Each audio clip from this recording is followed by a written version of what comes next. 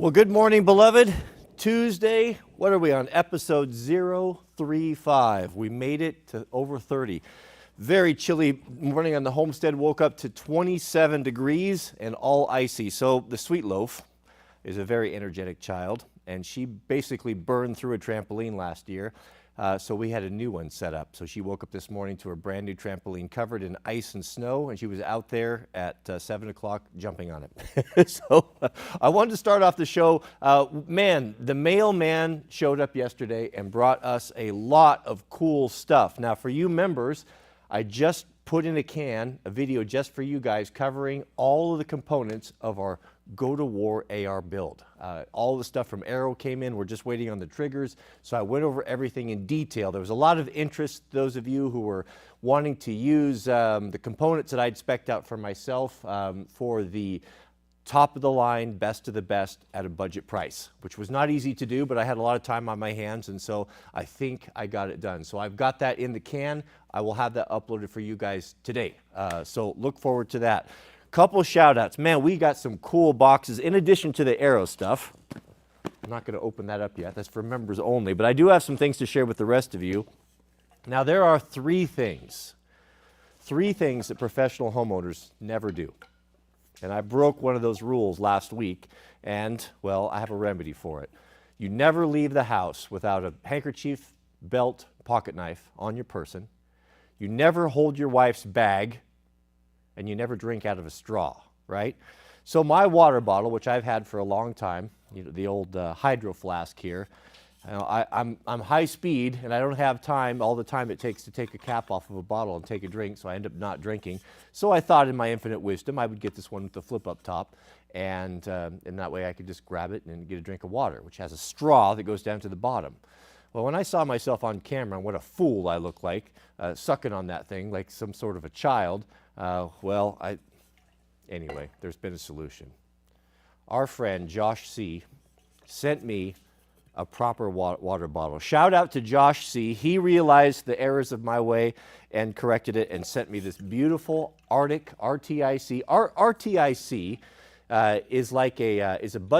is basically a budget Yeti. What happened was there was a bit of a rube between a couple guys that both worked at Yeti, the Yeti that makes the nice coolers we all like and the tumblers and all that, at a ridiculous price. There was some sort of an issue and they parted ways and Arctic was started, RTIC. So you basically get the exact same thing at half the price. So I'm a big fan. I have a lot of their stuff. But check that out. How cool is that? Double insulated stainless steel.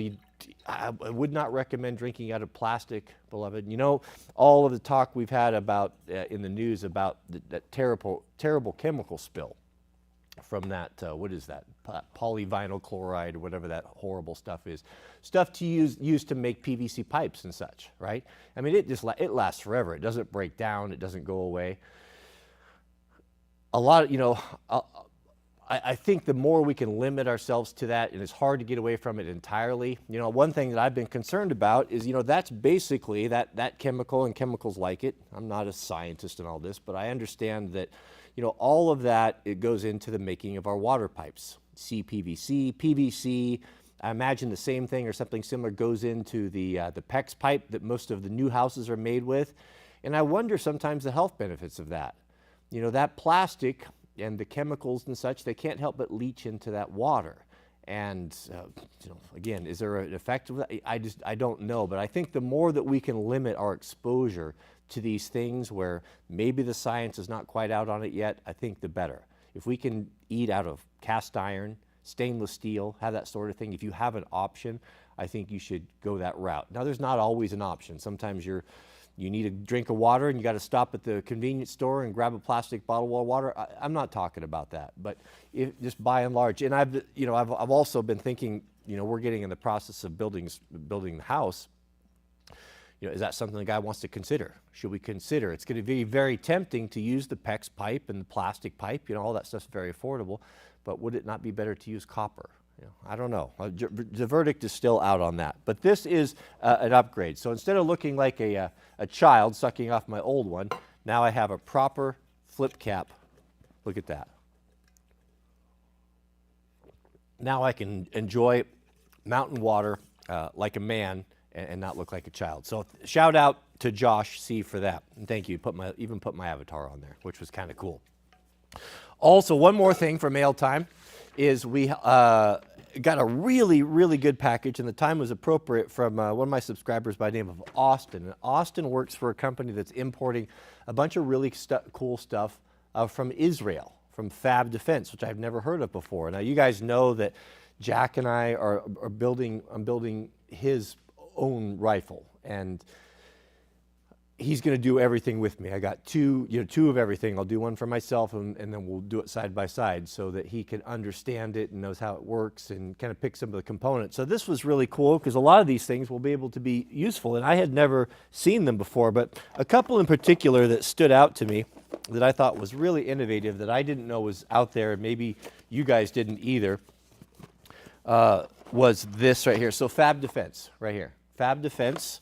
And I'm not affiliated with them at all. They just sent some really nice stuff that I hadn't seen before. I'm familiar with all of the normal brands, Magpul and all that stuff, but I'd never heard of this, and the quality is very, very good. I don't know what the price point is. You go look it up yourself. But this one in particular was very cool. Check this out. This is a sliding stock, six position, for a 6-position tube and a standard AR. Do you notice anything different about this? It's got a 10-round magazine right there with a latch. A 10-round magazine that stores right in the buttstock. That's pretty cool, huh? So this is going to fit on your normal carbine. It slides in and out. We're all familiar with that. But I thought that was kind of a cool deal. So he sent a couple of these, so kind of just a standard one, and this one with a little extra buttstock in it. Like, man, that's really cool. If you're going to have kind of a truck gun or a beside the bed type of gun, and you don't want to necessarily carry a bunch of extra stuff around, just to have a little backup if you were to go dry, I thought that was a very nice option. Isn't that cool? I'd never seen a 10-round magazine for a 5.56. So that was kind of neat. And also, he sent some cool some bipods. I keep calling them tripods. Some bipods right here. They even say they're awesome. And these are very well made. Now, I have 3 bipods. My granddad and I, when the first Harris pods came out, the classic ones, you guys probably have some of them, the metal ones with little rubber feet on them. When those first came out, it surprised me that my granddad, he showed up with one on his rifle. He was not a person, he was not the type of guy to be an early adopter of gadgetry and things like that. He stuck with the classics. And when I saw that on there, I thought, boy, that's very unusual. He was an extraordinary shot. He was the finest marksman I've ever known. Incredibly talented, incredibly gifted. Funny story, he told me that when he was drafted into World War II, my grandfather was a very strong man of faith, very devout Christian, and he read the Bible literally when it said, "Thou shalt not kill." When he read the commandment, he took that literally and said he was against it. So when they drafted him and he went in, he said, "I'm happy to do anything, but I'm not going to kill anyone. It goes against my faith." And they gave him quite a hard time about that, but ultimately he went in as a non-combatant, and they made him a medic with the Air Corps. He told me that, and he loved to shoot. He loved guns, and he was, when you're really good at something, you always enjoy doing it. And he said when they were going through basic training and they put him on the rifle range and they're teaching everyone to shoot, he was just extraordinarily gifted because he grew up hunting, and he stood out immediately, and they started making comments. "Oh, you're quite good at this. You'll be a good soldier." And he said, he goes, "I knew where this was going, and it was going to be even more difficulty for me." And so he intentionally started missing and flubbed up his score so that not to draw attention to himself. But he showed up with one of those bipods on his hunting rifle, and I'd never seen that before, ever.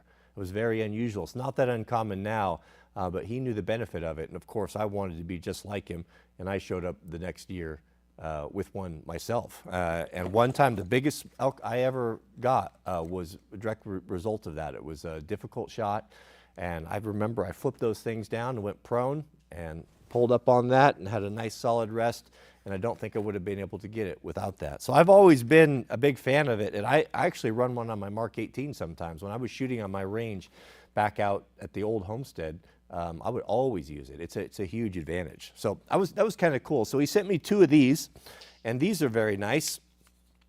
All metal, very well made, and some nice features. Look at that. Isn't that cool?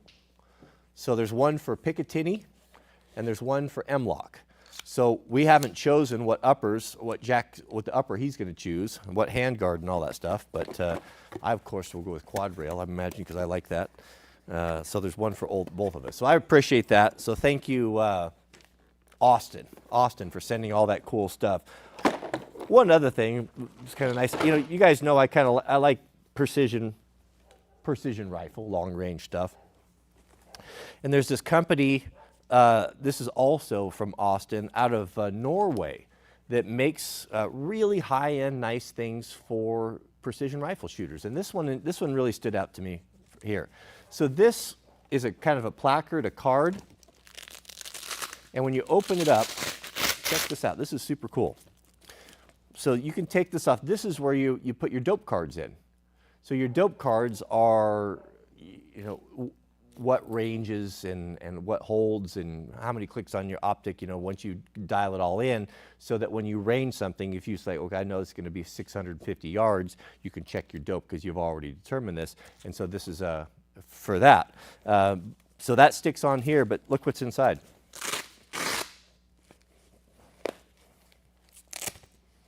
You got your holders for your shell cartridges, your cartridges there. And these can come off. They've got loops on them. So you could take these off and you could stick them right on the side if you had a piece of Velcro on the side of your stock. But I thought that was kind of neat. And even a little double there for 2 extra. And then this thing folds up into a little triangle. So as you're laying there, you can sit it right there and have your dope card. So you don't have to keep coming up off the scope to make your adjustments. And these are made in Norway. Really, really nice. And a nice bag, stabilizing bag for under your stock. So I appreciate that, Austin, for sending those nice things out. That was that was really fun to open all that up, and it's going to be very helpful for our builds that we're doing, Jack and I. So a lot of those things we'll be able to use and save us some money. So I appreciate that. All right, let's jump in and see if we have a comment or two here. We got a comment. We got a super chat from Mr. Austin Fitterer. Shout out to you, Austin. And Austin writes, what is the first step in going from suburban living to rural living? Leaving King County for Republic Kettle Falls, looking for your guidance. You know, the first thing, I think, and the most difficult obstacle for guys that want to make this move, let's say that you're in an urban area.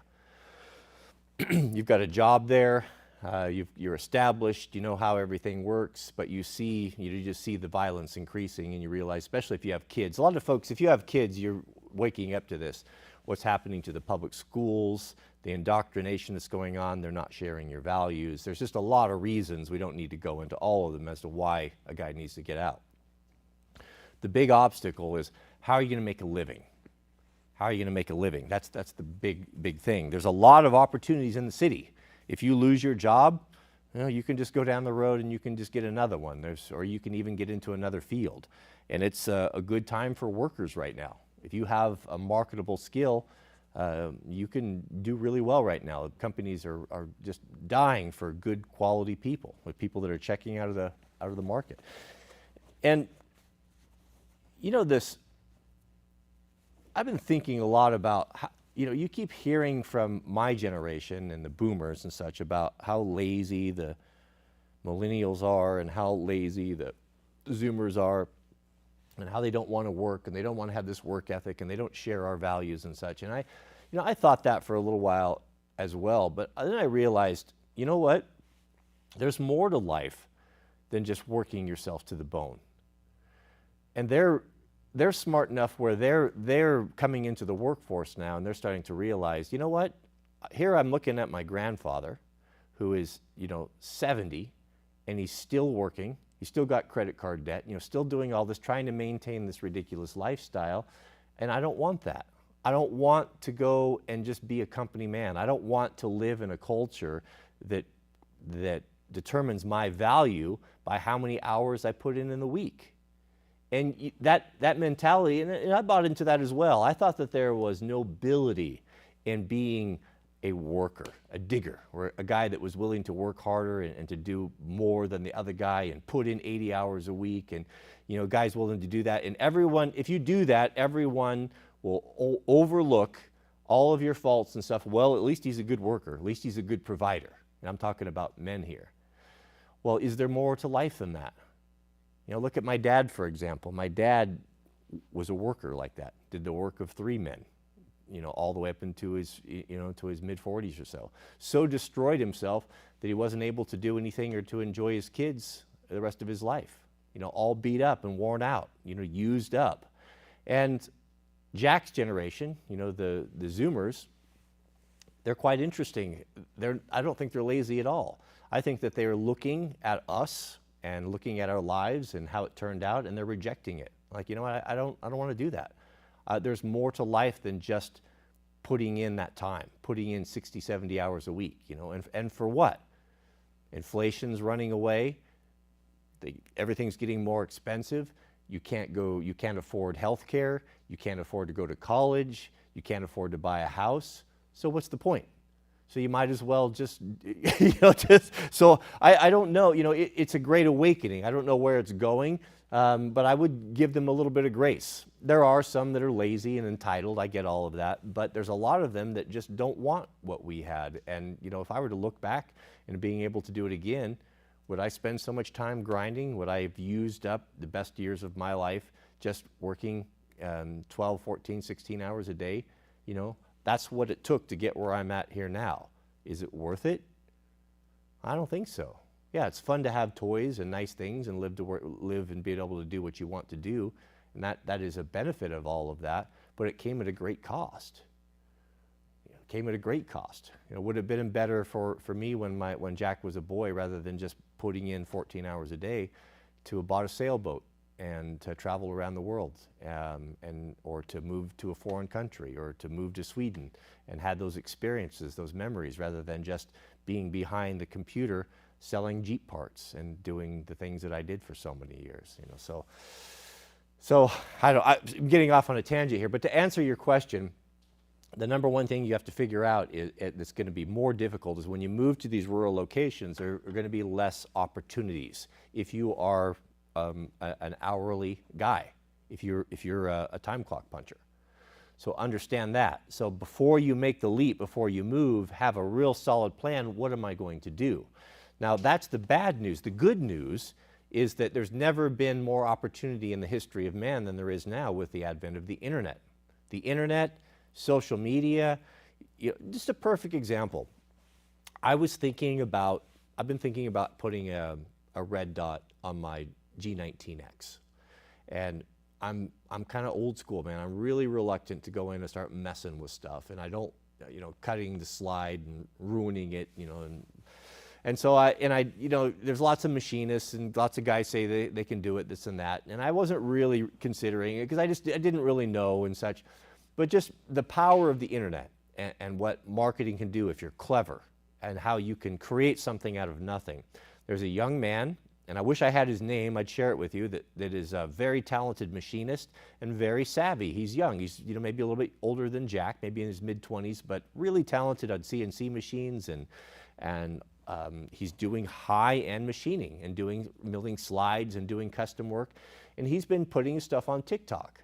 And I would have never known of this guy and never known of his abilities, never heard of him, but he started putting his stuff on TikTok and doing YouTube shorts and stuff, showcasing his work and his talent. And I came across that, and then I clicked over it. I'm watching his site, and I'm like, well, this guy's really, really good. And now he's most likely the guy I'm going to send my stuff to, and he's going to get a job out of that because he's done good work. He's marketed it well. He's used TikTok. He didn't have to hire a company. He did everything himself, got himself a camera. He just thought outside the box, didn't just wait for something to come to him, learned a craft, perfected it, got really good at it, and then started showcasing it and put it out there. So those opportunities are there, but it's easier for younger people. So if you're an older guy and you've just done something for a long time, you can't teach an old dog new tricks. It's not impossible, but that saying is true for a reason. We just become less plastic, less flexible. We get set in our ways, and we just know this is the way to do it, and there's no other way to do it, and if I can't do it this way, then I'm not going to do it at all. You have to get away from that. You have to be open to opportunities, and how can I pay for this? Land is cheaper, it's enticing. You'll probably move to a state where property taxes or income tax is cheaper, that's enticing, when you look at where you're at being in an urban environment. But don't lose sight of, yeah, you can get there, but once your savings runs out, once that income runs out and you're not able to replace what you had in an urban area, then that can be a problem, and that will put a lot of strain on your relationship if you have a family. If you're a single guy, you can kind of go out there with a devil may care attitude, a lot more so than a married man. A married man with a family has other considerations and obligations. He has dependents taking care of him, so you have to be a little bit more conservative with that. So that's where I would start. Make sure you have that locked down and nailed down. Once you have an idea how you're going to pay for it, number two is be very careful in the location. And I would be reluctant to go, if you're not familiar, if you're from Boston and you watch all the videos and you're like, man, I want to go to Idaho. Idaho looks good to me. I've been watching hunting videos and watching all these people moving over. This sounds good to me. We're going to pack up and go. Buy a place, fly out there. I hear it all the time. The husband will jump on a plane, go look at something in summertime, buy it, and come back, and now they're going, right? And really didn't know what he was getting, didn't know what the weather was like, what that land was like in February during the worst part of the winter, et cetera, right? Move slow. Slow is smooth. Smooth is fast, whatever that saying is. And what I would recommend you do is if you're going in blind to a place that you're not really familiar with, rent. There's no shame in renting. Rent something modest and then be in that community, just so you know for sure, and then start venturing out and looking. You want to see, if you're going to make an investment on a piece of property that may be a heritage piece, that you plan on keeping, that you plan on your sons and grandsons inheriting and maybe even living on someday, you want it to be right. There's a lot to consider.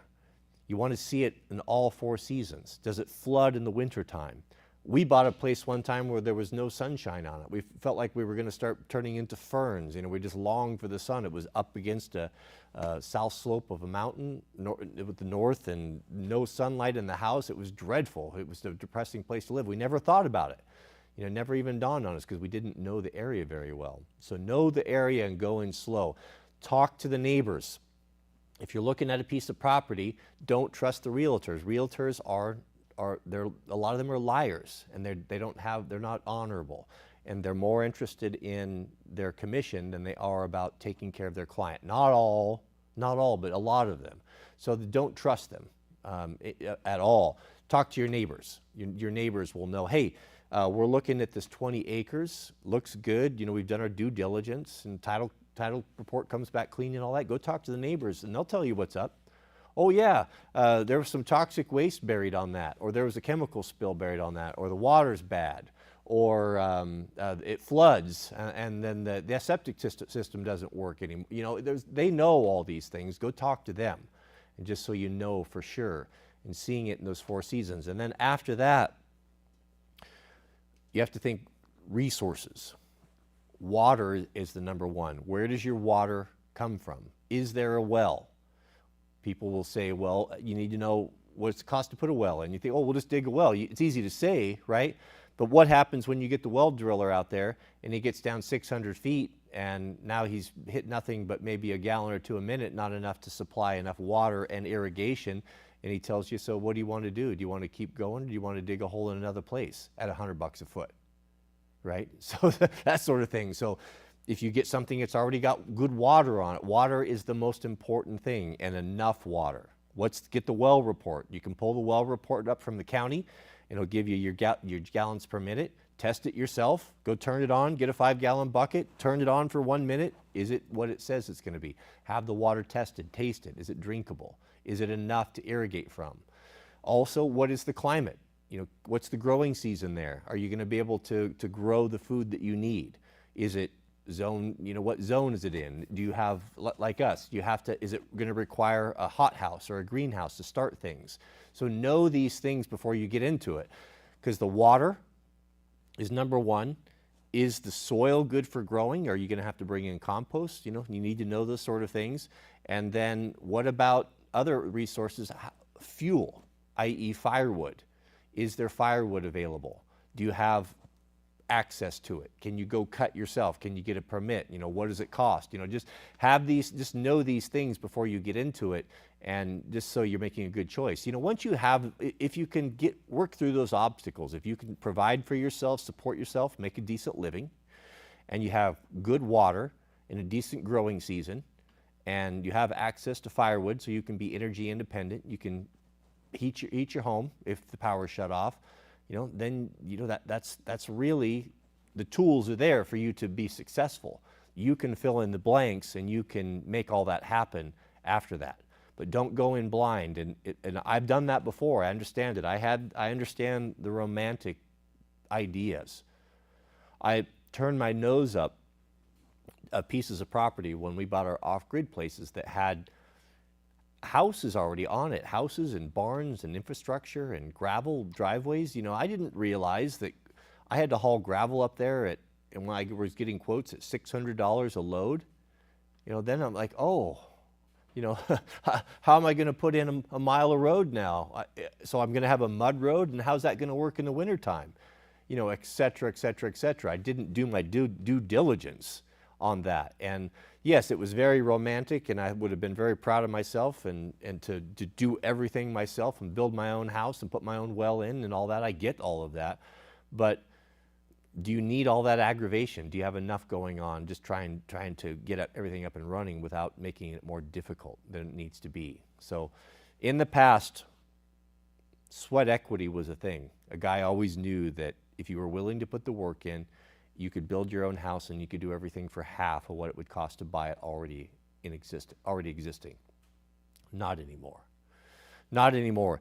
You are going to have to hire a tradesman to come out, and tradesmen are very, very expensive now. Materials are very, very expensive now. Like pipe, for example, is 500, 600, 700% higher than it was 5-6 years ago. And you got to buy a bunch of that stuff. Gravel, diesel fuel, drilling wells, all of that costs tremendous amounts. So there's a lot of value in something that's already there. If it's got an outbuilding, you're talking to do a 40 by 40 shed building. If you're going to have that built out, you're talking $200,000 out west here to build that. If you're talking a concrete floor, couple of nice garage doors, maybe some lighting in there, slab, nothing fancy, but you're going to be 200 grand when you counting the property and such, or not even counting the property, just for the building. And so if there's already a structure on that, even if it's dilapidated and needs a roof and needs a paint, well, you can do all of that. But if it's got a well on it, that right there is worth what, $30,000, $40,000 right there, and you know what you got. So that's the advice I would give you. Just do your due diligence on that stuff for sure. But good question. Thank you, Austin. We have a super chat from Steve Kozlowski. Shout out to you, Steve. And Steve says, Cody, looking for my first dirt bike, what would you recommend size and brand-wise? Looking at Husqvarna, maybe Gas. You're 6 foot with a heavier build. So there's two schools of thought here. So if we're talking dirt bike, I'm assuming you're going to talk not enduroed, meaning not street legal. So there's two routes you'll be able to go here. You're either going to go the European bikes, or you're going to go with the Japanese bikes. The European bikes are race bikes. Your KTMs, your Husqvarnas, your Gas, they're all very similar, just a few different tweaks and changes. If you like to wrench on stuff and you are a hands-on guy and you understand the maintenance cycle on these things, oil every 8 hours, air filters, almost, depending on the ride, almost oil change every ride. Just great bikes, very light, the best of the best. That's what I ride. But I'm a hands-on guy. You know, for every hour of riding, I'm putting 3 hours of maintenance and cleaning and all that. Not that you have to, but it's definitely going to be a one-to-one, I'd have to say. You're going to they're going to be more expensive by about a third, and the maintenance cycle is going to be a lot more often. I would recommend, but they're the best. I would recommend, if you want the best time for an off-road bike, I would get a 250 or a 300 two-stroke. You'll be able to do everything yourself. When you need to do a top end, you'll need to do a top end on it every 140 hours or so.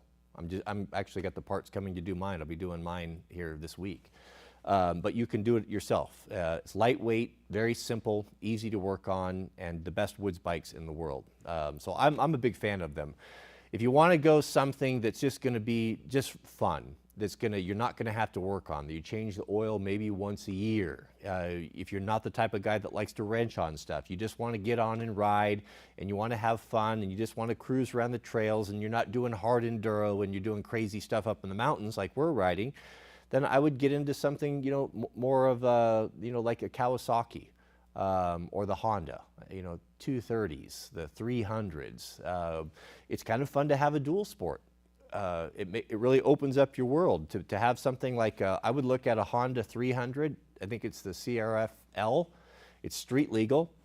It's not super high speed, not crazy. You know, it's kind of an entry-level bike, but it's a fun bike. You can go out and you can roll on trails. So if you're not living in the mountains where you're riding mountain riding like we are, like exposed cliffs and, you know, up and down and creeks and ravines where you need that performance and you need the lightweight and everything that comes from the European bikes, and you live more in a place where it's more rolly, more dirt trails and stuff, I don't know. You know, I'd probably consider a dual sport.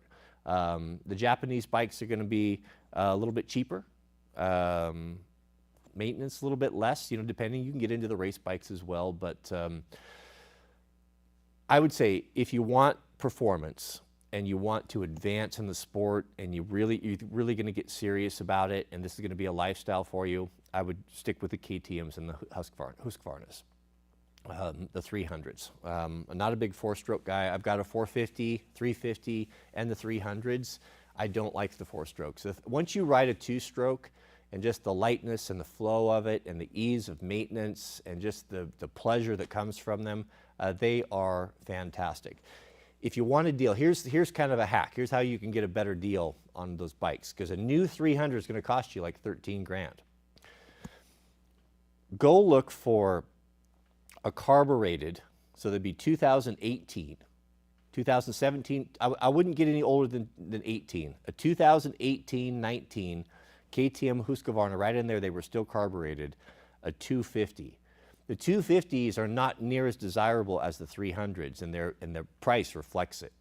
If you look on Facebook Marketplace and write it, figure out what the hours are. You know you're going to have to put a piston in it at 140 hours or so.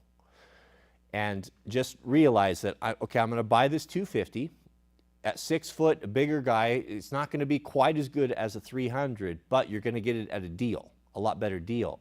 When you come up for the piston service, then what you're going to do is, rather than paying $400 for just the rebuild kit, go to Slavin's Racing, and for about $1,000, you can get the whole 300 cylinder kit. The whole bike's the same as a 300, but now when you rebuild it, you're going to bump it up and you're going to get that 300 power. You're going to turn that 250 into the 300. So you save $2,500 on buying it, and then when you inevitably have to do the piston, then you'll be able to upgrade it for $1,000 for about $600 more than what you'd spend already. But then now you've got a 300 with a brand new top end, and everything's the same. Transmission, frame, size, everything on that bike, the 250 and the 300 are exactly the same. It's just a cylinder. That's the only difference. That's what I would do if you're not looking at buying a brand new one, if you're not deep pockets and you're looking to get a deal. Good question. Yep. Gas, you know, the gas is not, you know, it's the technology is going to be lagging a little bit over the KTMs. So how it's working, you know, over the umbrella. So the KTM brand, or the Austrian brand, there's KTM, Husqvarna, and Gas, right? Same engine, same frames, all that sort of thing, but your Husqvarna is going to be your premium of the three. It's going to have composite subframe, a little bit lighter subframe. It's going to have link suspension instead of the just the single shock, for PDF or PDS. You're going to have a little bit different fork and sort of things. KTM, it's still right in there, just a little bit different. Just little nuances in difference. Open air box versus closed air box. And then your gas is usually going to be just lagging a little bit in technology. Little bit cheaper, but it's not going to have the latest, greatest super skookum technology that's developed from racing. So just kind of there's nothing wrong with the gases. It's fine, but it's just know that when you go into it. We have a member chat from Kaysen McClung. Shout out to you, Kaysen. Kaysen's been with us for 1 month. Kaysen says, what do you do when you're having an absolute SHIT day and nothing is going your way? Do you keep pushing or quit and try again the next day? Like you get started off, you get out of the bed on the wrong foot. You know what changes everything for me, as simple as it may sound, is if you find yourself in that situation, if you can, at home and you're getting off on the wrong foot and you got that stinking thinking going on. The cold shower, I kid you not, the cold shower and go through the Wim Hof breathing method. All it is, so go get in the cold shower for 3 minutes. It will take your mind off of all of whatever it is that's getting you down, whatever it is that's on your mind and just got you upset. It'll completely reset your whole frame of thinking, because you'll be in the shower fighting for your life for 3 minutes, and you won't have time to worry about these ancillary things. I mean, it sounds silly, but it works. I tell you, it absolutely works. 3-minute shower, if you're still at home, do that. And then you're going to go through the Wim Hof breathing method, and it's just this. You're going to sit down, and you're going to relax. Get yourself in a comfortable position. Lay on your back if that makes you comfortable. Sit Indian style, but whatever it is, just sit where you're just relaxed and you're comfortable. Clear your mind, and you're going to take 40 huge breaths through the nose. 1, 2. In the belly. Start in the belly, through the chest. Your hands are going to get numb. Your head's going to get light. You're going to do that 40 times. At the end of the 40th breath, you're going to exhale, and you're going to sit there, and you're going to empty your lungs of air. You're not going to blow it out. You're just going to naturally let the atmosphere equalize in your lungs. You're going to close your eyes, and you're going to relax, and you're going to focus on your heartbeat, and just focus on your breathing, just on your heartbeat, just on what you're feeling in your body.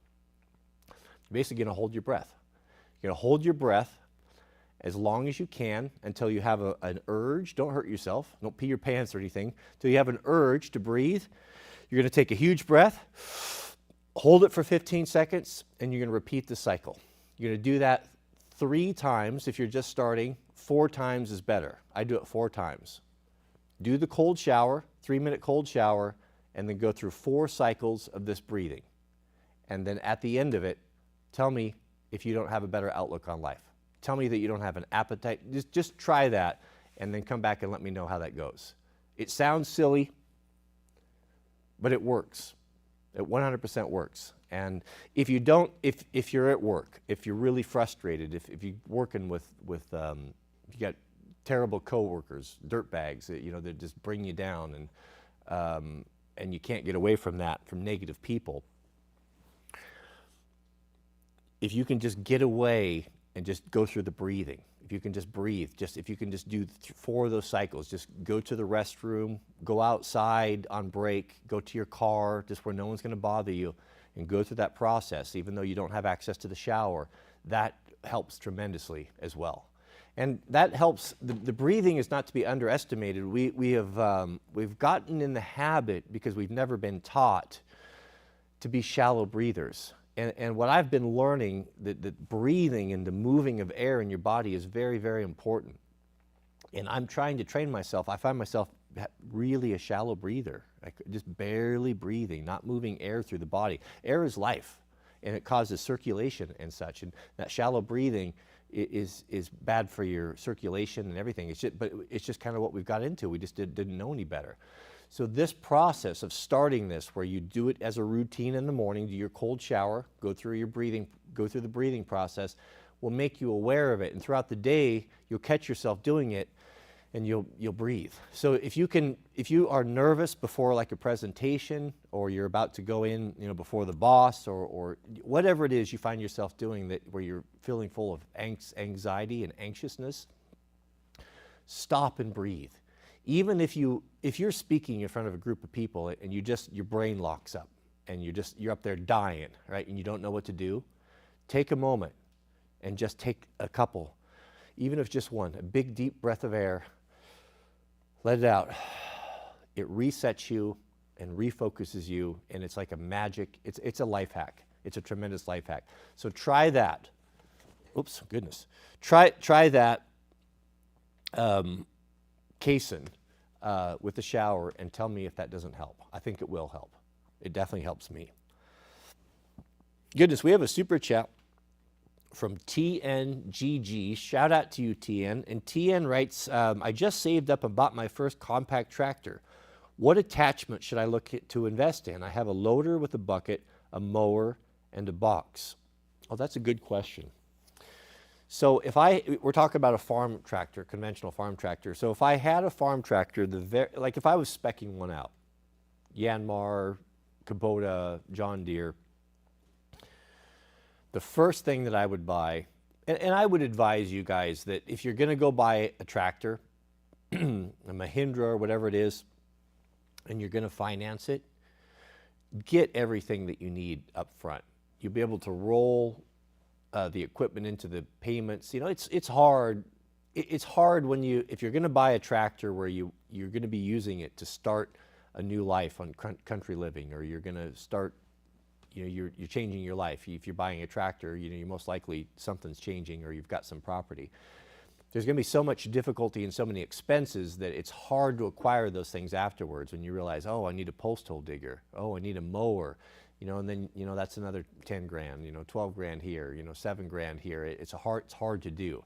So I would think long and hard, what is it that you need to do, and roll that all in and get it all at one time. The key things that I would order if I was doing that would be, number one would be a front end loader. A garden tractor, farm tractor, compact tractor, it needs to be 4-wheel drive, 100% 4-wheel drive. And it needs a front end loader. A tractor without a front end loader is not very useful, apart from just dragging a mower around. So that would be number one. Number two would be a set of forks. Forks are actually just as useful. When you're not using the forks, you're going to be using the front end loader. And make sure it has a quick attach on it. Don't, make it so it's easy to change so that you're likely to use it. Those are the number two things. If that's all you had, then you could do pretty well.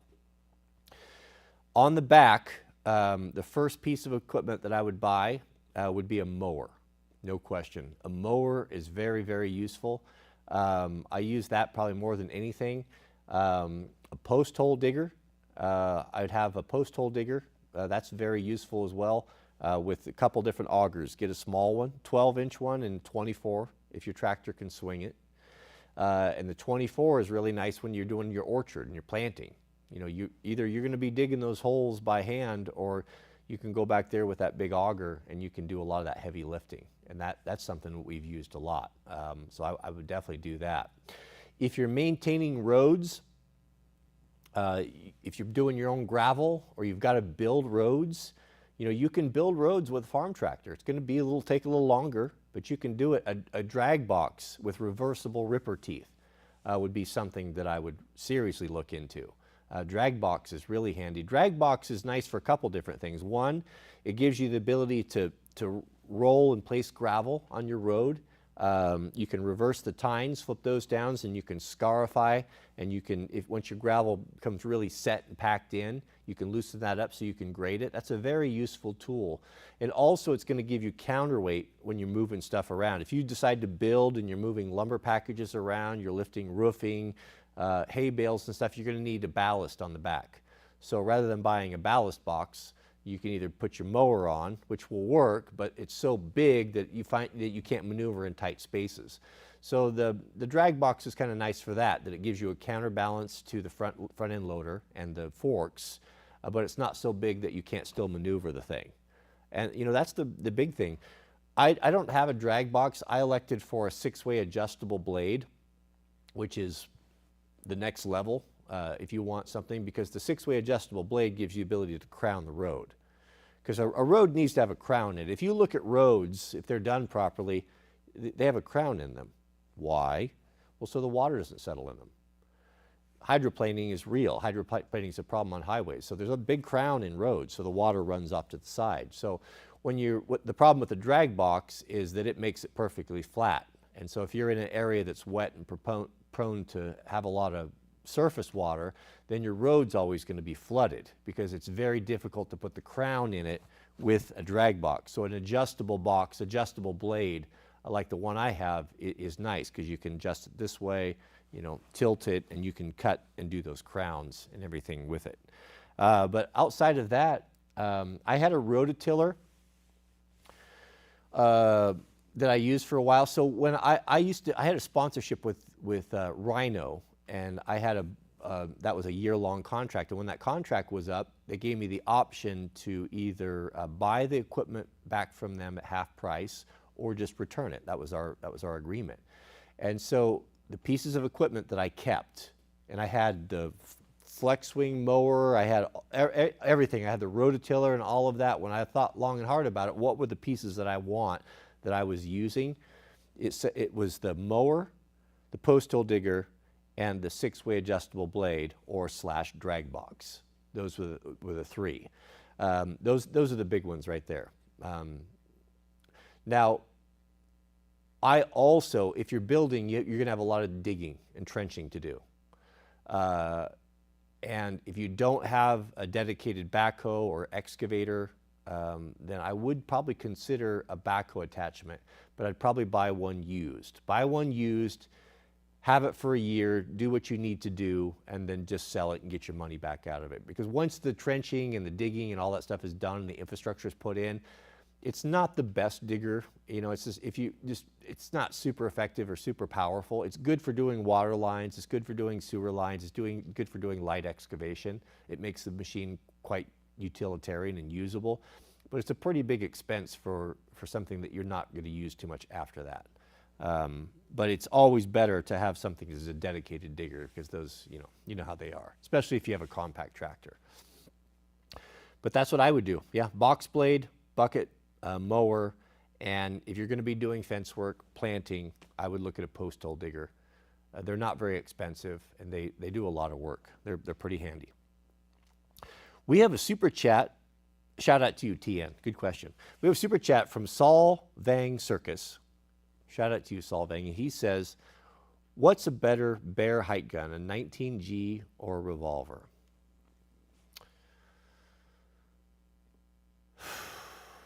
Well, the problem, are we talking about bears? If you're talking about bears, the 19 is not, the 9mm is not an ideal bear gun.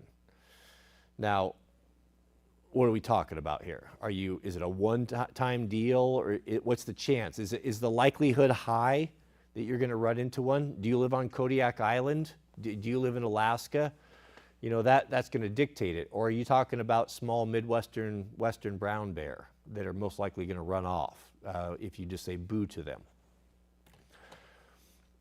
If it's the latter, if we're just talking just regular black bear, and not brown bear, grizzly, Kodiak sort of thing, then the 19X is fine. Just carry whatever it is that you are going to get the most use out of. That's going to be a good home defender. That's going to be affordable to train with.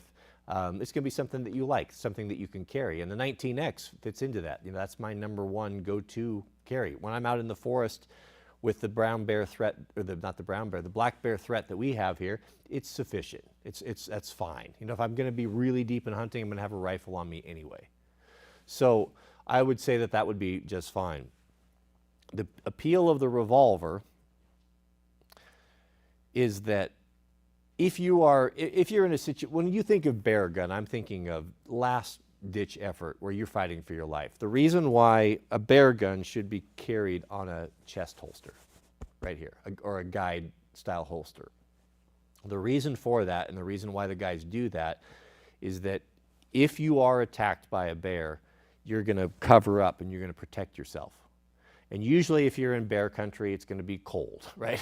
Or, it can be. So you got to have a lot of clothing on. So fighting through clothing to get to inside the waistband, outside the waistband holster can be difficult, especially if you're being mauled.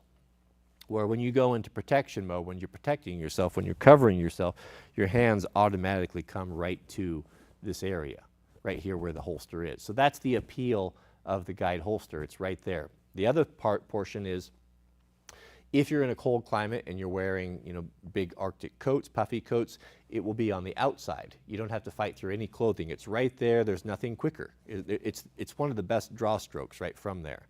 So that's kind of the philosophy of the bear holster or the guide holster.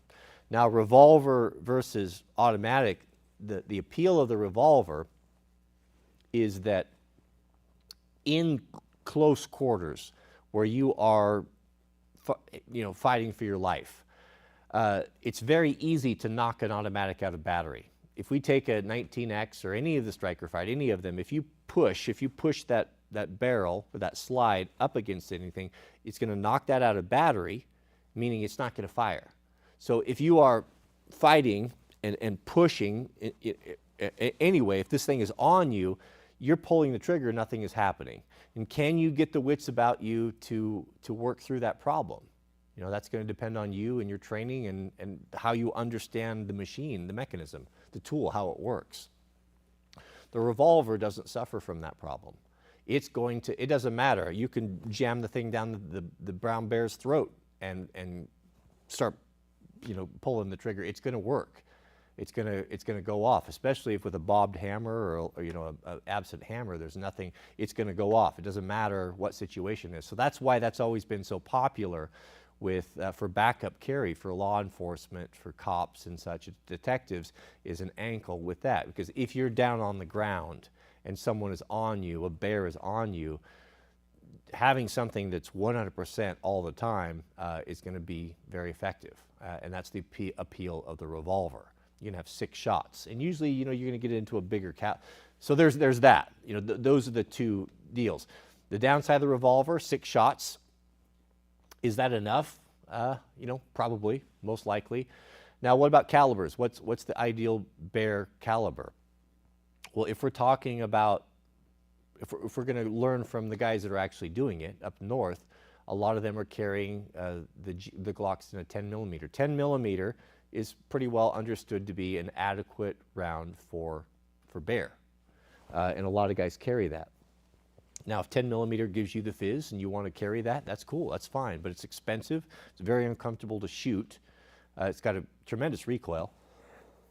It's just overall bigger and more difficult to carry, and kind of a niche or dedicated sidearm. So if you have the means to have a dedicated bear gun, that's just for that, and I can have both. I can have a 19X and I can have a 10 millimeter.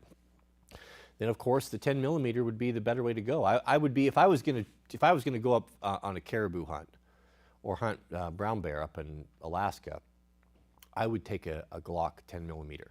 I don't own one, but I would buy one for that trip. That's what I would choose. If it was going to be a revolver, I would probably get a Smith & Wesson, something with a lightweight frame that would be no smaller than 357 Magnum. 357 Magnum, 44 Magnum, one of those two, I would go with in a revolver for a dedicated bear gun with probably a short barrel, 4-inch, probably 4-inch. 6 inches is pretty hard to manage on the chest.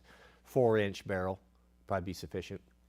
Those, even the smaller, the 2-inch barrel, even with those calibers, the 357 and the 44 Magnum, they have enough. There's enough pressure there that even with that short barrel, you still get a big punch out of those things. So I wish I could just give you an answer. All I can do is just tell you what guys are using that do this more than I do it. And that's typically the case. I see a lot of 10 millimeters. You get the high capacity double stack mags. You get a reliable tool in the Glock chassis. As long as you understand the issue with coming out of battery, then you should be fine. So that's all I could really tell you. We have a new member, Build It Nation. Shout out to you, Build It. I will have a brand new members video only for you. As soon as I leave the live stream here, I'm going to go in there and I'll throw that up for you. It's already made, where I covered all this cool stuff in detail and all of the choices for the new AR build for Jack and I, all the Geisley stuff as well. But welcome. We have a super chat from our friend Spartan219. Shout out to you. Welcome back. Spartan's been with us for 2 months. Spartan says, hey, Cody, good to see you back. I'm still stacking cash and actively looking for a small truck. I'm up to $700 now. I will be a free man and happy. Man, does that feel good? Feels good. Having that first $1,000 in the bank is quite an accomplishment. That's quite an accomplishment. What would I buy? What would you buy? Boy, used cars are expensive right now. The car market, you know, I've always followed the car market because it's in my blood. Because I had a wrecking yard for over a decade. And when I was first getting started, I would save up my money. I was buying Jeep Wranglers, and I would buy them at the dealer auction.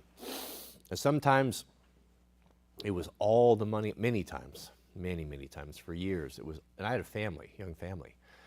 It was all the money I have. I remember every single time of going to the bank and getting a cashier's check for $4,000, $5,000, $6,000, $7,000, which doesn't sound like a lot of money now. It may not sound, maybe it does, but it was everything to me. And man, I never liked it. So I'd go to the bank, get the cashier's check, and go pay for this vehicle that I bought on the auction, sight unseen, hoping and praying that there were going to be enough parts and things were as they were pictured, and no one had lied to me on the auction, which was usually the case, and that I could take this apart and make a profit from it. So the prices of vehicles, I lived and died by them, so I'm just very, very tuned in. Used to sit and watch the auctions for hours and hours and such. So I'm familiar with the industry and such. So I still watch it, and I still follow YouTube channels. There's some really interesting YouTube channels of small used car lots that kind of doing what I used to do, and I'm sympathetic to that, and I enjoy watching them. And they go to the auctions and they talk, but it's a real good indicator for someone if you like to keep your ear to the ground of what's going on with the economy. Now, we can't trust anything that comes out of Fox News, MSNBC, and CNN. That's just nothing more than just pure lies and propaganda. I don't care what side it is. None of it is of any value, very little. But what is of value is what's going on at the dealer auctions. What are people actually doing? What are people actually buying? What are they selling? What's going on with cars? Because cars are, next to homes, are a big expense, and it's something you have to have in America. You can't get by without it. And so by seeing what people are buying and what's coming through the auction and what's rare and what's not rare really gives you an indicator of what is going on with the economy. And used cars right now are very difficult because the new car market, new cars have become stupid expensive. A working guy, even just a few years ago, would have been able to go buy a four-wheel drive F-150. You know, maybe you didn't get the Lariat, you know, maybe you didn't get the King Ranch, but you got the XL, maybe even the XLT. You know, you get in something for $30,000, $38,000, $40,000. You know, a working guy could afford to buy something like that. You could get into it. Yeah, you're making payments on it, but you can get into it. What does it cost to buy a car now? I mean, to go get a four-wheel drive pickup, even with a gas engine, not even to the $12,000 diesel upgrade, you know, you're $70,000, $75,000, and they're still putting market adjustments on them. So some of them are still selling up over sticker. And so the cost of these vehicles is so high that, and when you're in a recession and the economy is uncertain, even if people are not hurting, they pull in. You know, you start tightening your belt. You know, you're not going out to eat like you used to do it. You're not trading in that truck that's 4, 5, 6 years old that would have been out there in the market for and available for half the price of a new one. That people are holding on to those right now. So there's less inventory. So that entry-level price point that Spartan's at right now, it's really tough because things are selling high. People are holding on to stuff. They're not upgrading. They're not buying because they are uncertain what the economy's going, and everyone's kind of in a holding pattern. So it's a tough time, but you just hang in there and just watch the prices. If you can, always. When I was in high school, I needed a job, right? I turned 16, got my license on my birthday. Needed a job because I got expenses now. I got to pay insurance, and I got to put gas in my car, and all the tires, all the expense that comes with it. Even though I'm living at home, I have to have a job. So okay, get a job. What can a 16-year-old do? So I went and got a job at a gas station with some of my friends that were working there. I worked there for about 2 weeks. And I mean, it didn't pay anything, and you're going to school full time, and now you're doing this gas station job, and your weekends are all taken up by this gas station job, and it was just terrible. And you just can't get ahead. I mean, they're just not paying you enough to get ahead. You're just basically a slave there. I thought, screw this. If I'm going to put this much time in, I'm going to do something different. So I found out. Now this was before Facebook Marketplace. There was no internet and all that. So there used to be something called the nickel. Is it the nickel trader? I can't remember. I think it was the nickel trader. It was something like that. But it was a little weekly magazine. They were local that would come out. There were people who would advertise. I wish I could remember the name of it. Would advertise cars. Not only that, but in your local paper, when there were still newspapers, there was a classified section that they were in there as well. So what I did, I thought, okay, so I had a little bit of money saved up from the gas station job.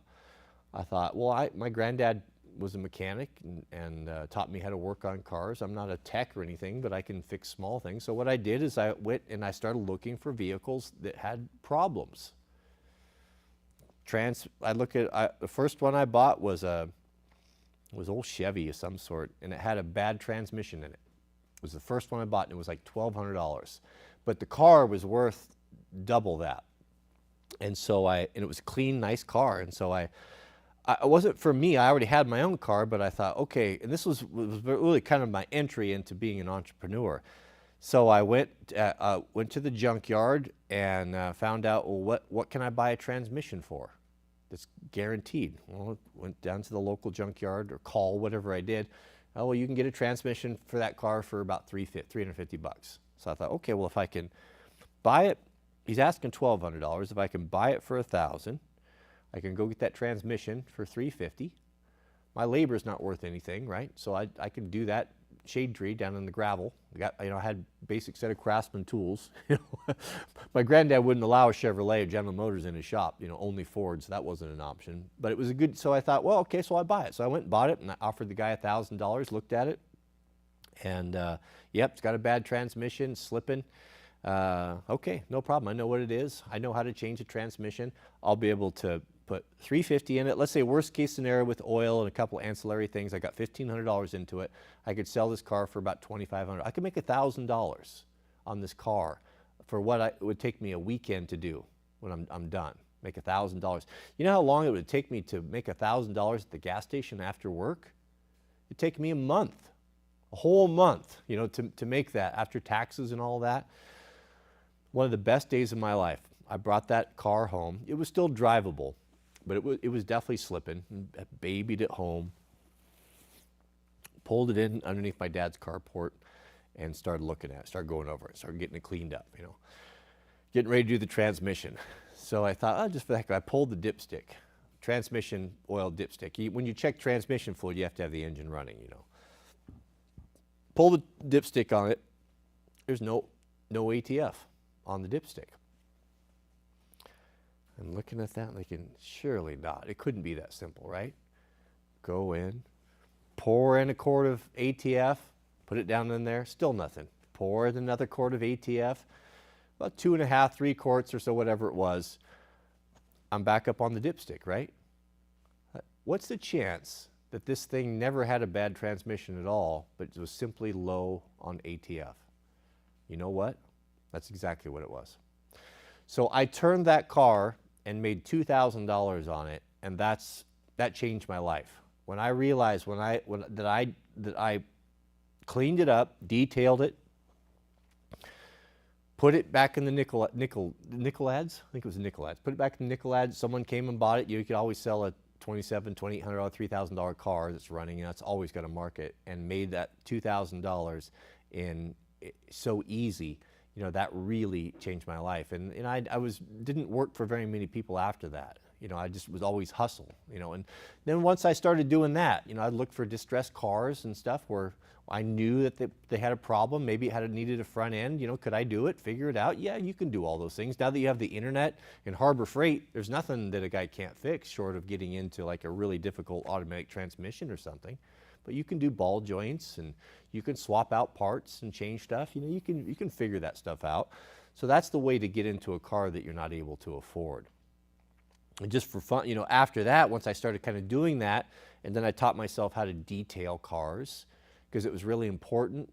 I realized immediately, you know, if a car is clean and shiny and the engine compartment looks nice and everything's detailed, you know, you can make an extra $500, $700 on a car just by cleaning it.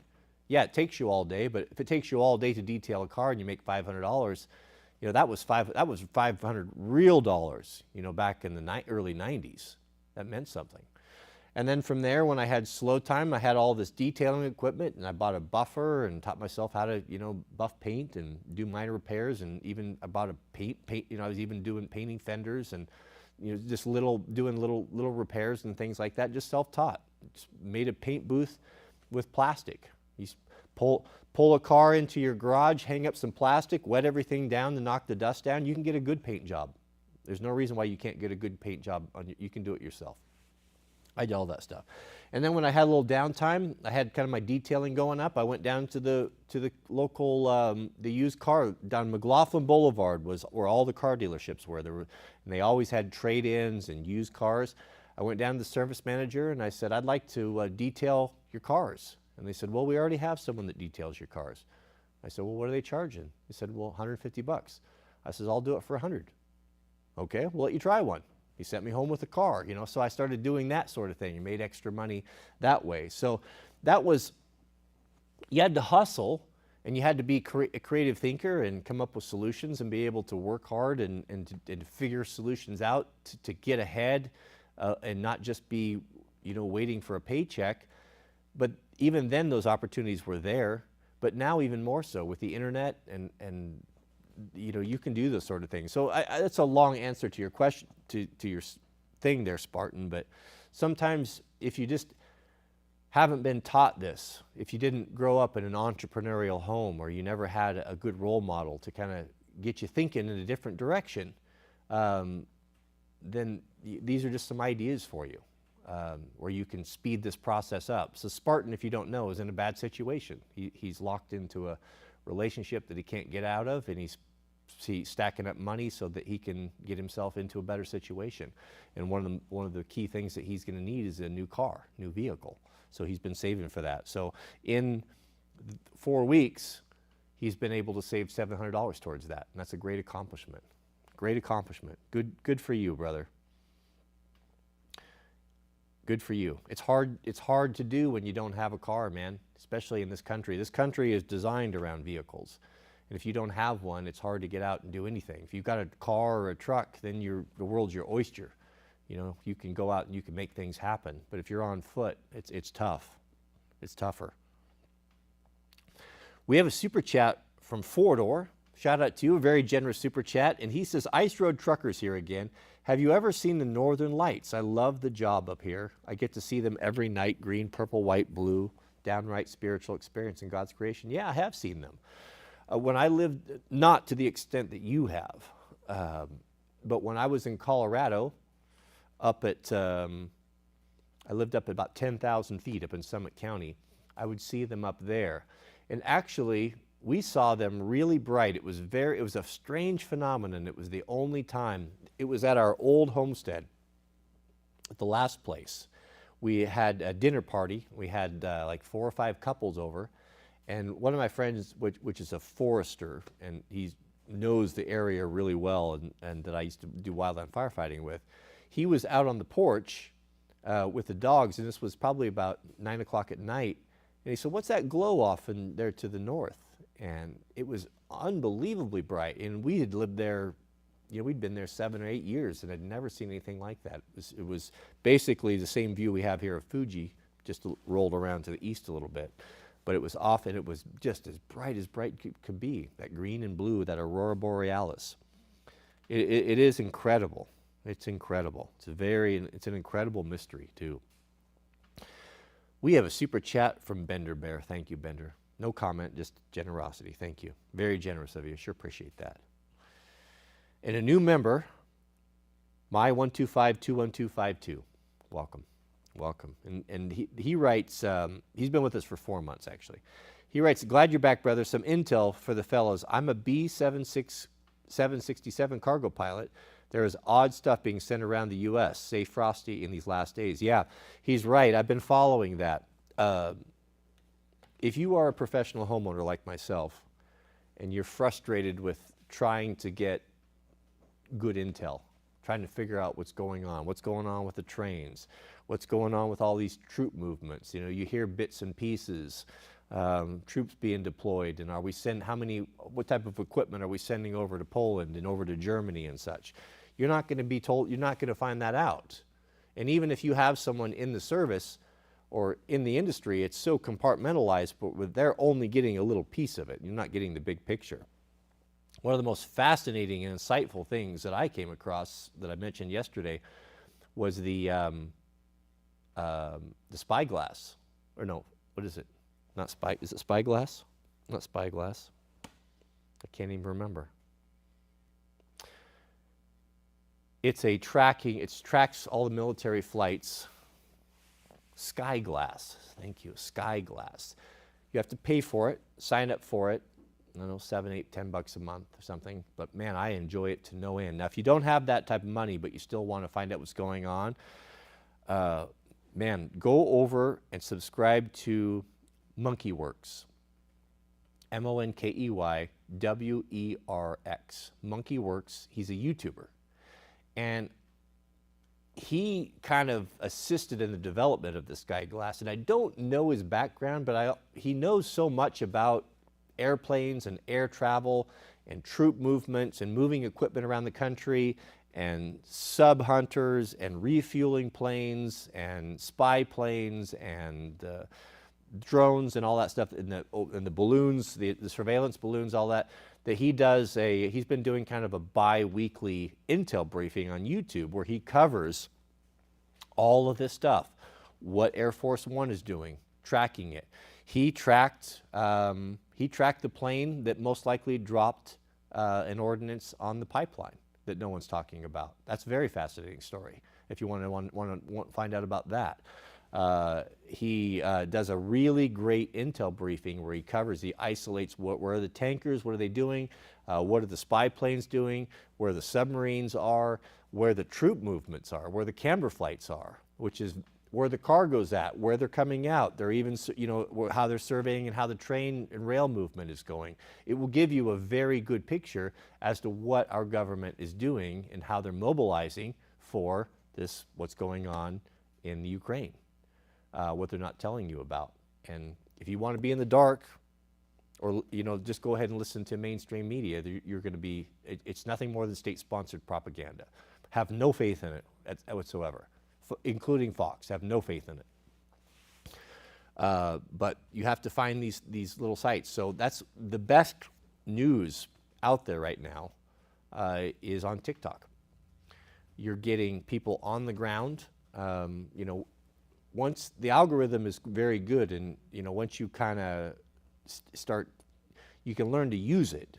Learn to use the algorithm and how long you dwell on particular topics. So if you're dwelling on geopolitics and such, it will start feeding you more of these sorts of things. And you're getting a lot of people on the ground. You're getting real-time reporting for people that are actually in these areas. And it's not, because it's not an American company, it's not being suppressed. It's not being curated nowhere near as much. Now, it's not perfect, but it's the best that we have access to it. If you want the real raw feed, you have to fill in. You have to kind of read between the lines. But it's a great, very interesting source of information. The reason why you hear all this bad stuff about TikTok, and it may have started with, the latest dance and K-pop and all this stuff. I'm not talking about that. All that stuff is on there, but I have no interest in that.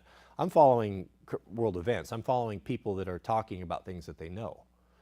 When you talk about, you want to know what it takes to blow up a pipeline and what these things are made out of, structural engineers that actually do that sort of work are actually on the platform talking about this. Pilots are talking about, what would it take to drop, so you're getting really incredible information, and it's not being nowhere near as censored or curated as the American sites. It's a shocking thing to me where there's less censorship on a communist Chinese website than there is on the American sites. I watch YouTube Shorts very closely. This is my business. I follow trends. I watch these things. I also participate and make them. And I follow TikTok as well. I upload on both sides. And the amount of information, the difference between the two is staggering. The TikTok algorithm is far superior to the YouTube Shorts algorithm. And it's also off the hands. As censored as it is, and as all the problems that it has, it's far better than any of the American sites.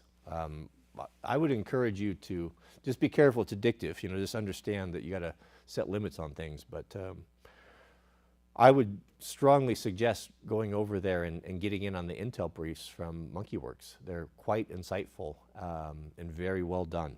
Very well done. And you're not getting speculation. You're seeing troop movements. You're seeing, and he knows what's on these planes. He knows what they do. You're even going to see all the weather manipulations going on. You're going to see exactly what the government's interested in, whether they're flying over Poland, or they're flying on the southern border of Ukraine, or they're flying over Palestine, or Benghazi, all these places. You see them. You see where the refuelers are, so what are they refueling? Most likely, when these tankers are there, there's going to be fighters also deployed. You're going to see what's going on the southern border. It's great intel. We have a super chat from Oklahoma Hemi Dude. Man, I can get behind that. Cody, do you watch Dr. Stephen Greer, particularly his last two movies on the Disclosure Project? Stephen Greer. Now, I know that name. I'll bump that up to the top of my list. I know that name. I know once I see him, I'll know who he is. But it's not something that I can really put a face on. Thank you for that recommendation. I'll come back to this, and I'll look into that tonight. Stephen Greer. I don't know why I can't put that together right now, but I do. The name is very familiar to me. Thank you for that recommendation. We have a member message from Jerry Gentry. He's been with us for 1 year. Shout out to you, Jerry. And Jerry writes, for your Mark 18 Fizz issue, have you checked out the LMT buffer tube? Looks to be very close, if not identical, to the Knights buffer tube you're looking for. It is identical because it's made by, I'm 98% sure, it's made by Knights and provided to LMT, but it's the same one. Yeah, the LMT, I'd be curious to see, maybe if it's LMT stamped. Most of the LMT stuff is stamped. I have, my favorite stock is a LMT SOP mod, the original SOP mod with the battery compartments and the high cheek welds. I think that's the best. It's a little bit heavy, but I like the battery storage in it, and I have those. I buy those strictly from LMT. B5 makes them as well, but I prefer the LMTs, even though they're probably double the price. But you just can't put a price on the Fizz, and LMT gives me the Fizz. Knights Armament gives me the Fizz. But yes, I have. Actually, after yesterday, I was recently on that site, and I did see that they had those in stock, and I believe that they're exactly the same thing. Yep. And I think they were $50. Yeah, I need to get one of those, man. We thank you for that recommendation, Jerry. We have a super chat from our friend Dr. Pepper. Welcome, Dr. Pepper. Dr. Pepper says, China build up Ukraine. The most important things we can get these days is a reliable source of facts, reporters, radios, and apps. Yeah, and that's what's happening exactly, Dr. Pepper. That's what's happening. Following these troop movements on Sky Glass is the real deal. And there is a whole lot of stuff going on. What's very interesting is the U.S. government is very interested in surveying. They're spending a lot of time on the railroads that come off of all the main defense contractors.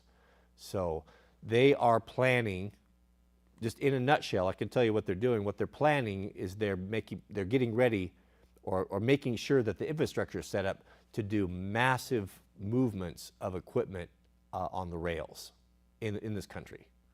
So what does that mean?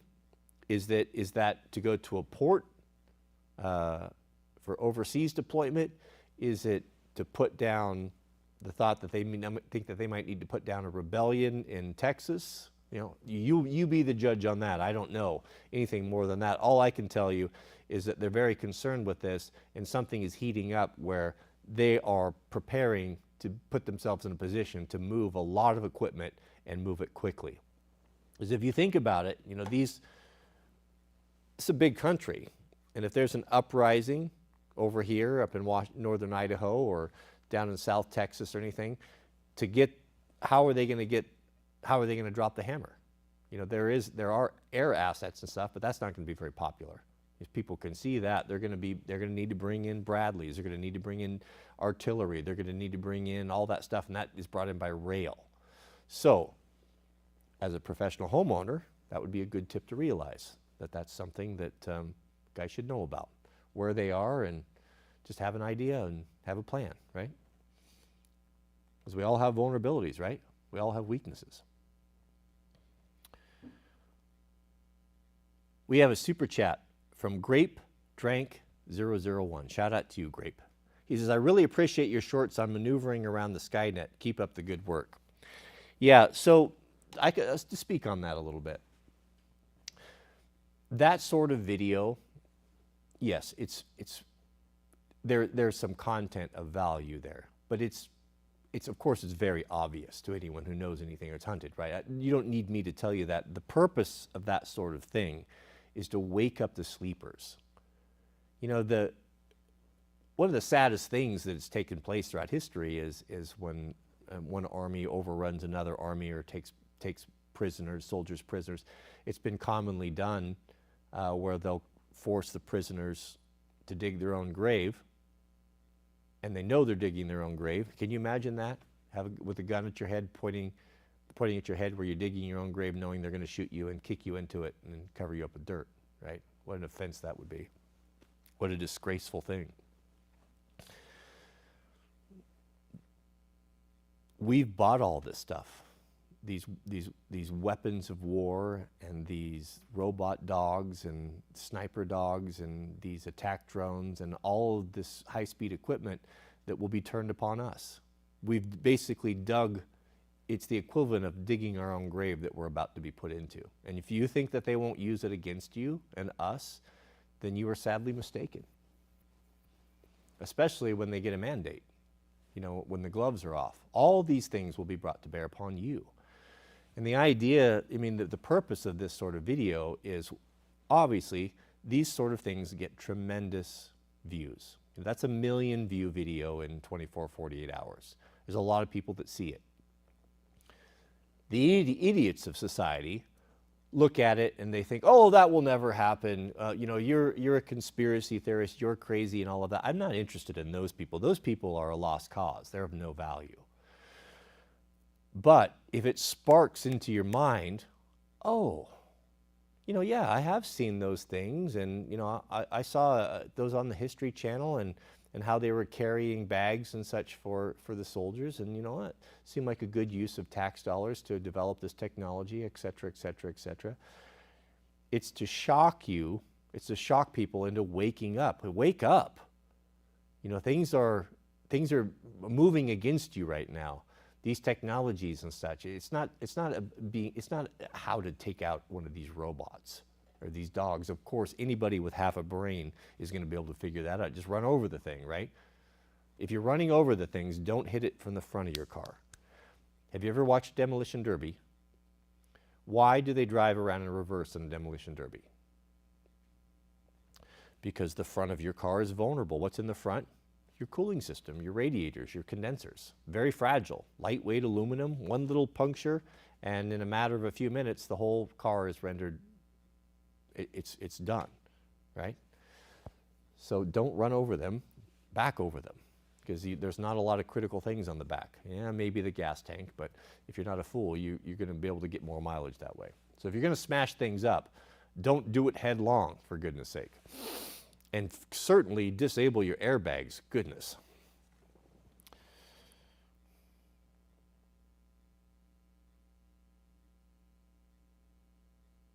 I have something that I'll share with you guys. Can you keep it under your hat? I'll be right back. Something you might want to consider. I'm moving as fast as I can. Hold on, hold on. I want you all to have options, beloved, if and when things get bad. And that's the sort of thing that I try to share with you. Years ago, I got locked behind a big metal gate. It was a road that should have been open, and it was remote and on a weekend, and here I'm coming out at nighttime, and I run into a gate, no other way around it. Big metal Forest Service style gate. It was private, but someone locked me in there. It wasn't private, no, it was a public road. It should not have been locked, but it happened. So there I'm stuck. On the other side of the gate was a great big Caterpillar, like a 944 loader with a cab on it, big front end loader, big articulating loader. Well, I was an excavating contractor at the time, and I always carry these. You know what this is? This is every single key for every piece of equipment in America.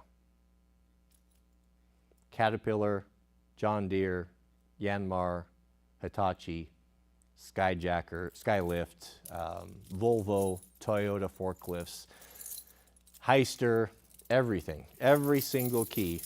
You know, your equipment is not like cars.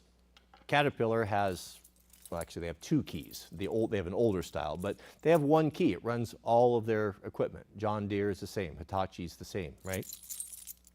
Well, I had this on me. Do you know what I did?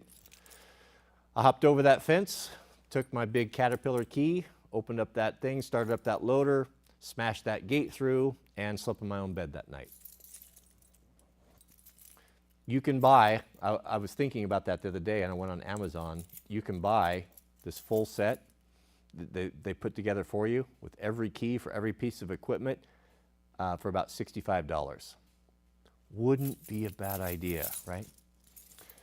When and how that would be a problem for you, or how that could come about, you know, I know not everyone has the ability to run equipment like that.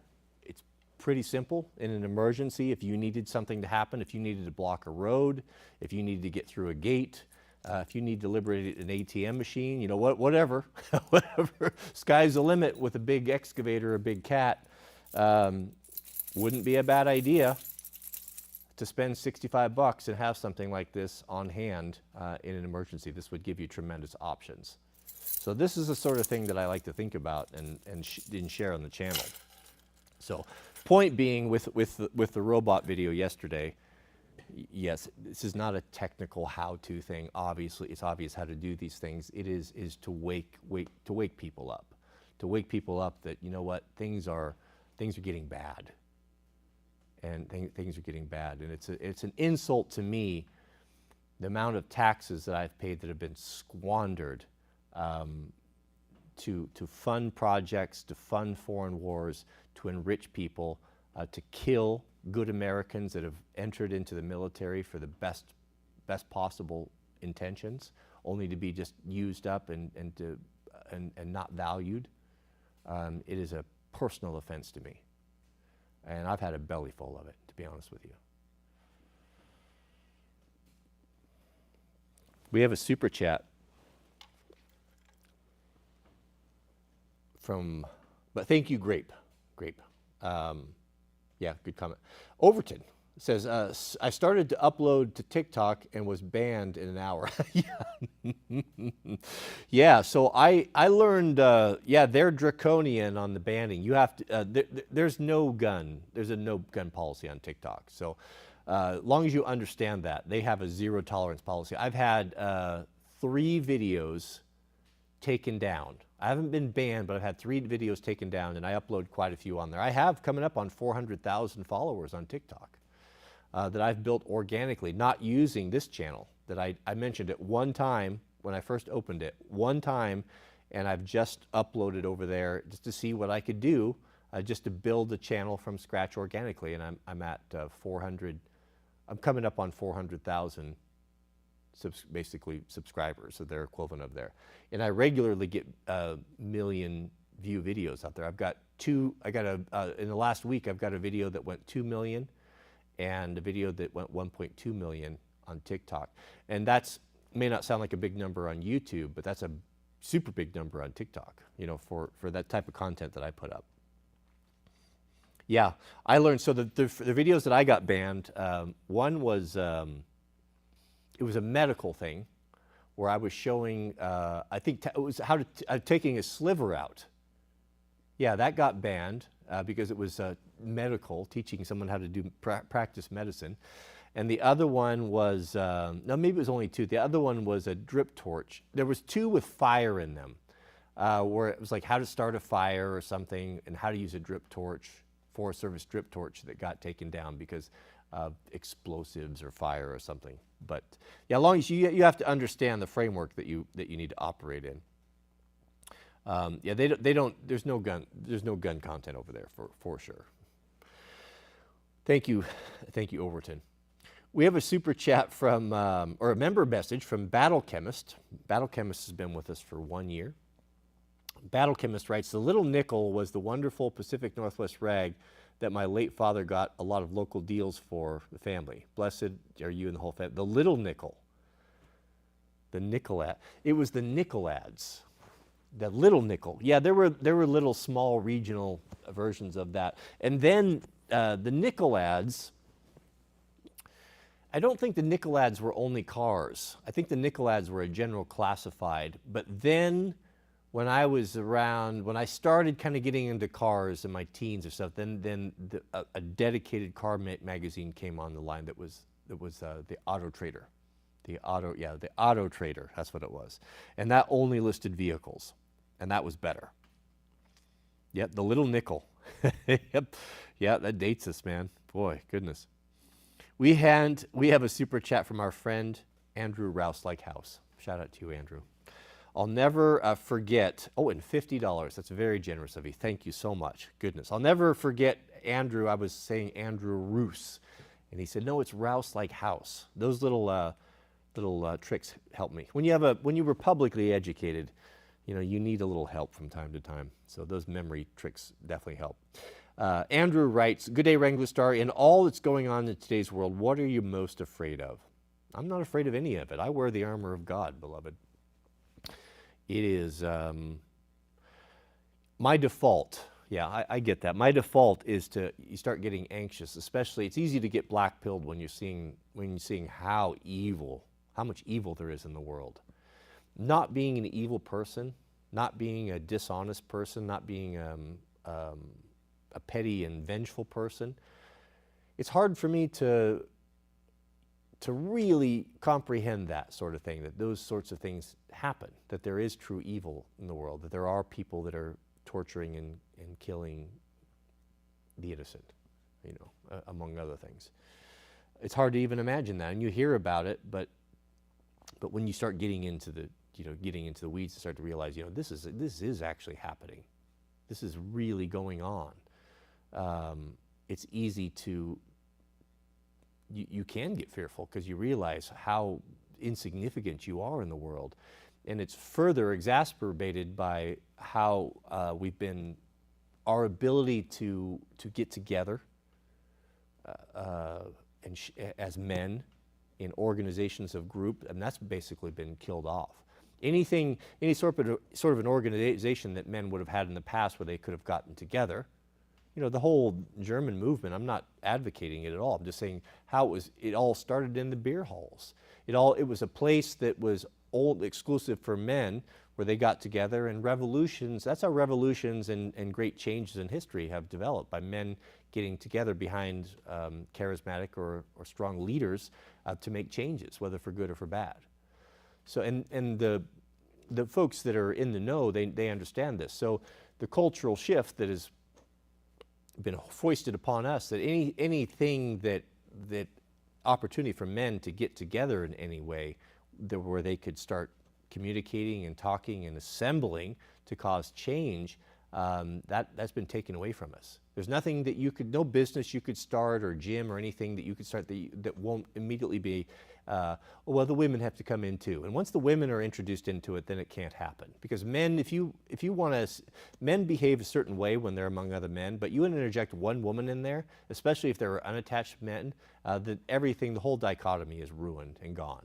I saw that firsthand at the fire department, where we had a group of men that worked so well together. Extraordinary.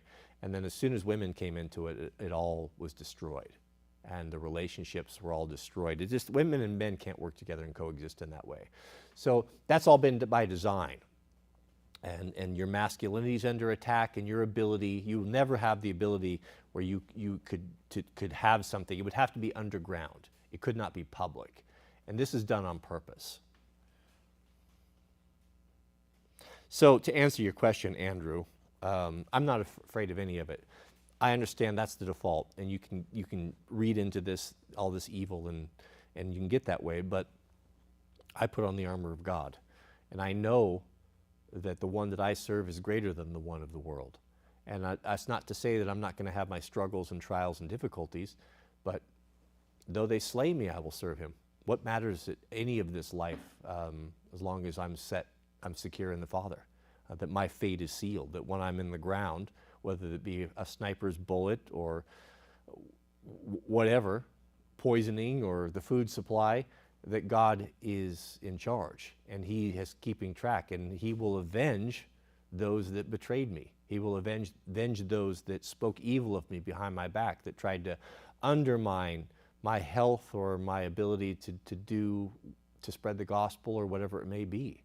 That I'm only one man here, I can only do so much, and that he's there to compensate for it. So I know the outcome, and I know I'm safe and secure with the armor of God. And nothing will happen outside of his will, that he wills it to happen anyway. So why should I worry about tomorrow? I will enjoy the day and go to sleep trusting in him. And that's the type of person that the powers that be are most afraid of. We have a super chat from Duster16. Shout out to you, Duster. Duster writes, have you seen the movie Run, Hide, Fight? If not, please bump it up on the watch list. Make sure Sweet Loaf is asleep first. Run, Hide, Fight. I've rejected Hollywood probably for the last decade or so. They don't produce anything of any value anymore. If it's...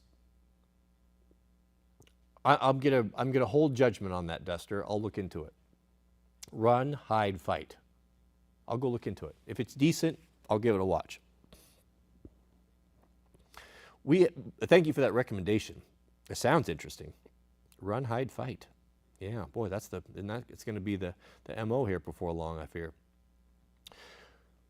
We have a super chat from Northern Man. Shout out to you, Northern Man. Northern Man says, how one would get baptized without joining a local church. I tried to join a church, but it pushed me away from God with all the church dogma. Boy, I get that, brother. I get that. Well, let's go to the scriptures. What does the scriptures say? We have the story of the Ethiopian eunuch, right? I've shared that with you before. That's okay. We get new insights. God gives us new insights, and there's new people here, and you never know who's listening. So what happened? So this, to give a time frame, so this was after, going off memory, after Christ was crucified, resurrected, and the disciples, the remaining 11 disciples, were spreading the gospel, was building the early church. and they were still, they had not at that time been given the commission to spread the gospel or the good news of the Jesus Christ, of the Messiah, outside of the Jewish people. But they were still operating in Jerusalem. Now there are a number of feasts that the Israelites were required to come to if they could to celebrate, the Passover and such. And there were also a lot of non-Jews that would come and participate in this. For some reason, there were some that came out of Ethiopia, and you've heard of the Ethiopian Jews and stuff, but there were from other countries that had become aware of the true knowledge of God, and they also came pilgrimage for these festivals, for these feasts. And we have this man that was the Ethiopian eunuch. Now, he was a man that was put over great authority of that country. I forget whatever it was, but he had asked for leave from his master to go and to worship in Jerusalem.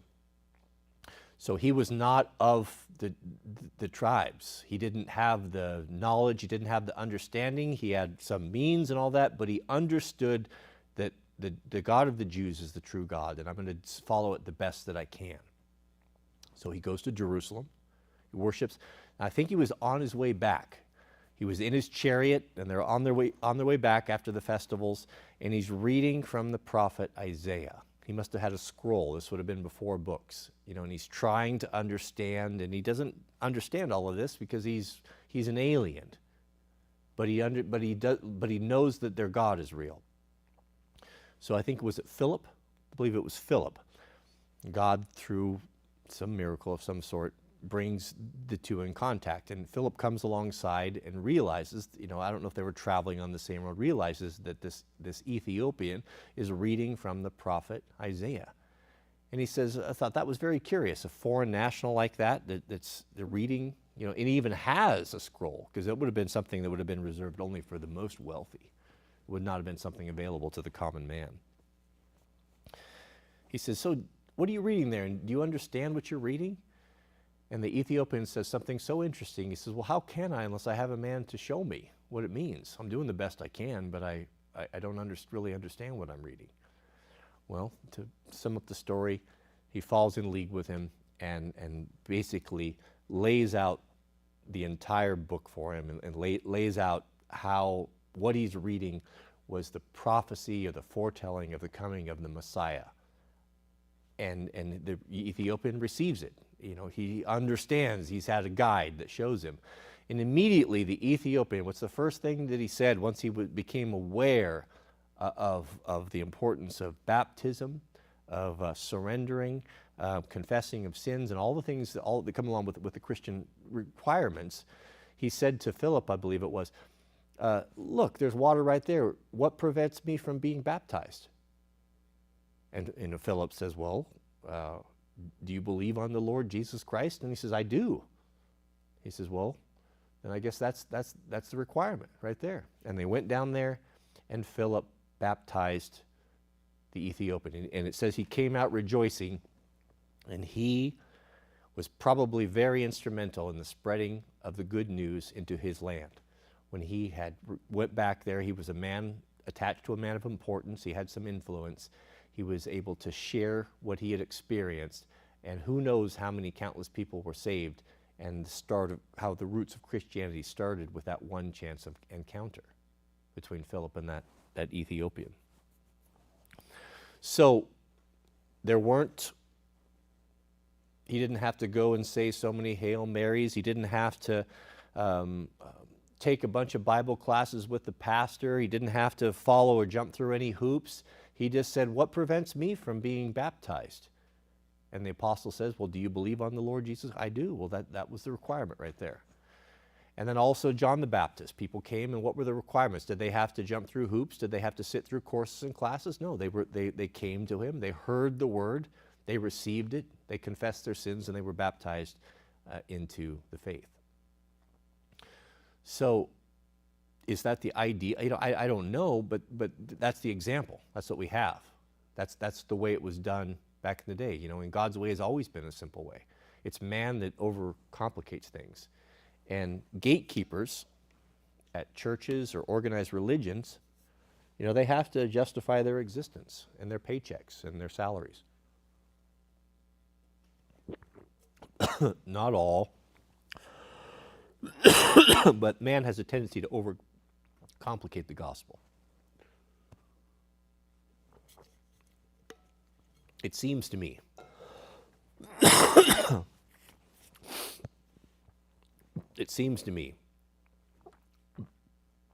if you believe in God, if you believe that he sent his son to die on the cross for your sins, and you are ready and willing to confess your sins and to turn over those to God, that qualifies you for baptism.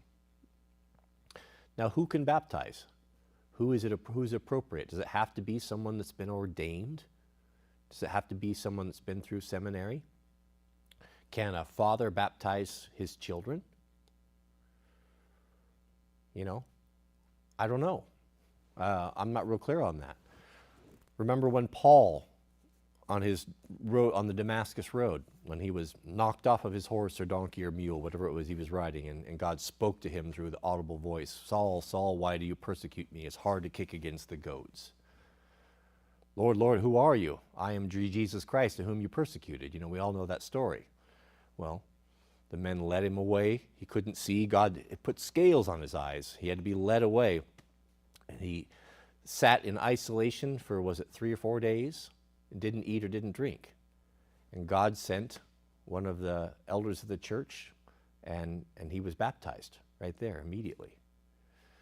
So the only thing I'm not real clear on is who has the authority to do this. I don't think there's any question that if you meet the criteria that we've laid out here, that would qualify you for it.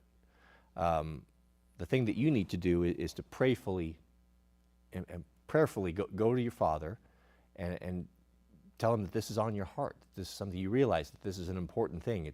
This is a symbolism of a new birth, of a death of the old man of sin that you've lived your entire life, and a rebirth.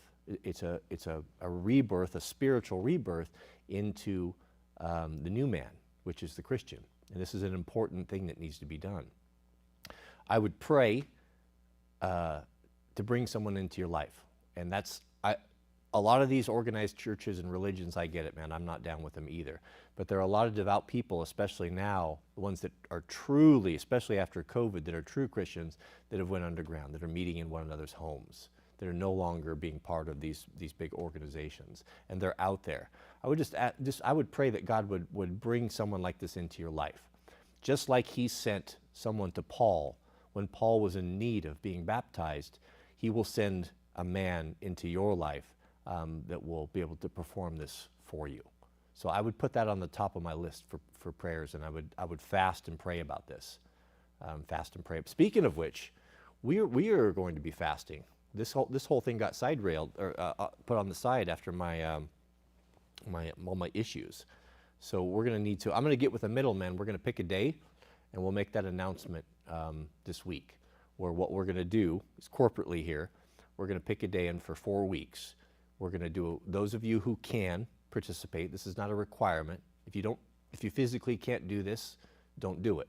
But if you have the means to do it, that we will be fasting once a week for 24 hours. So it'll be sunset to sunset, whichever day we choose. Drink a little bit of water, but we'll be fasting from food and that sort of thing. And the purpose of this is that this has been given to us as a thing to do from Christ. This helps you when you really have a need for something.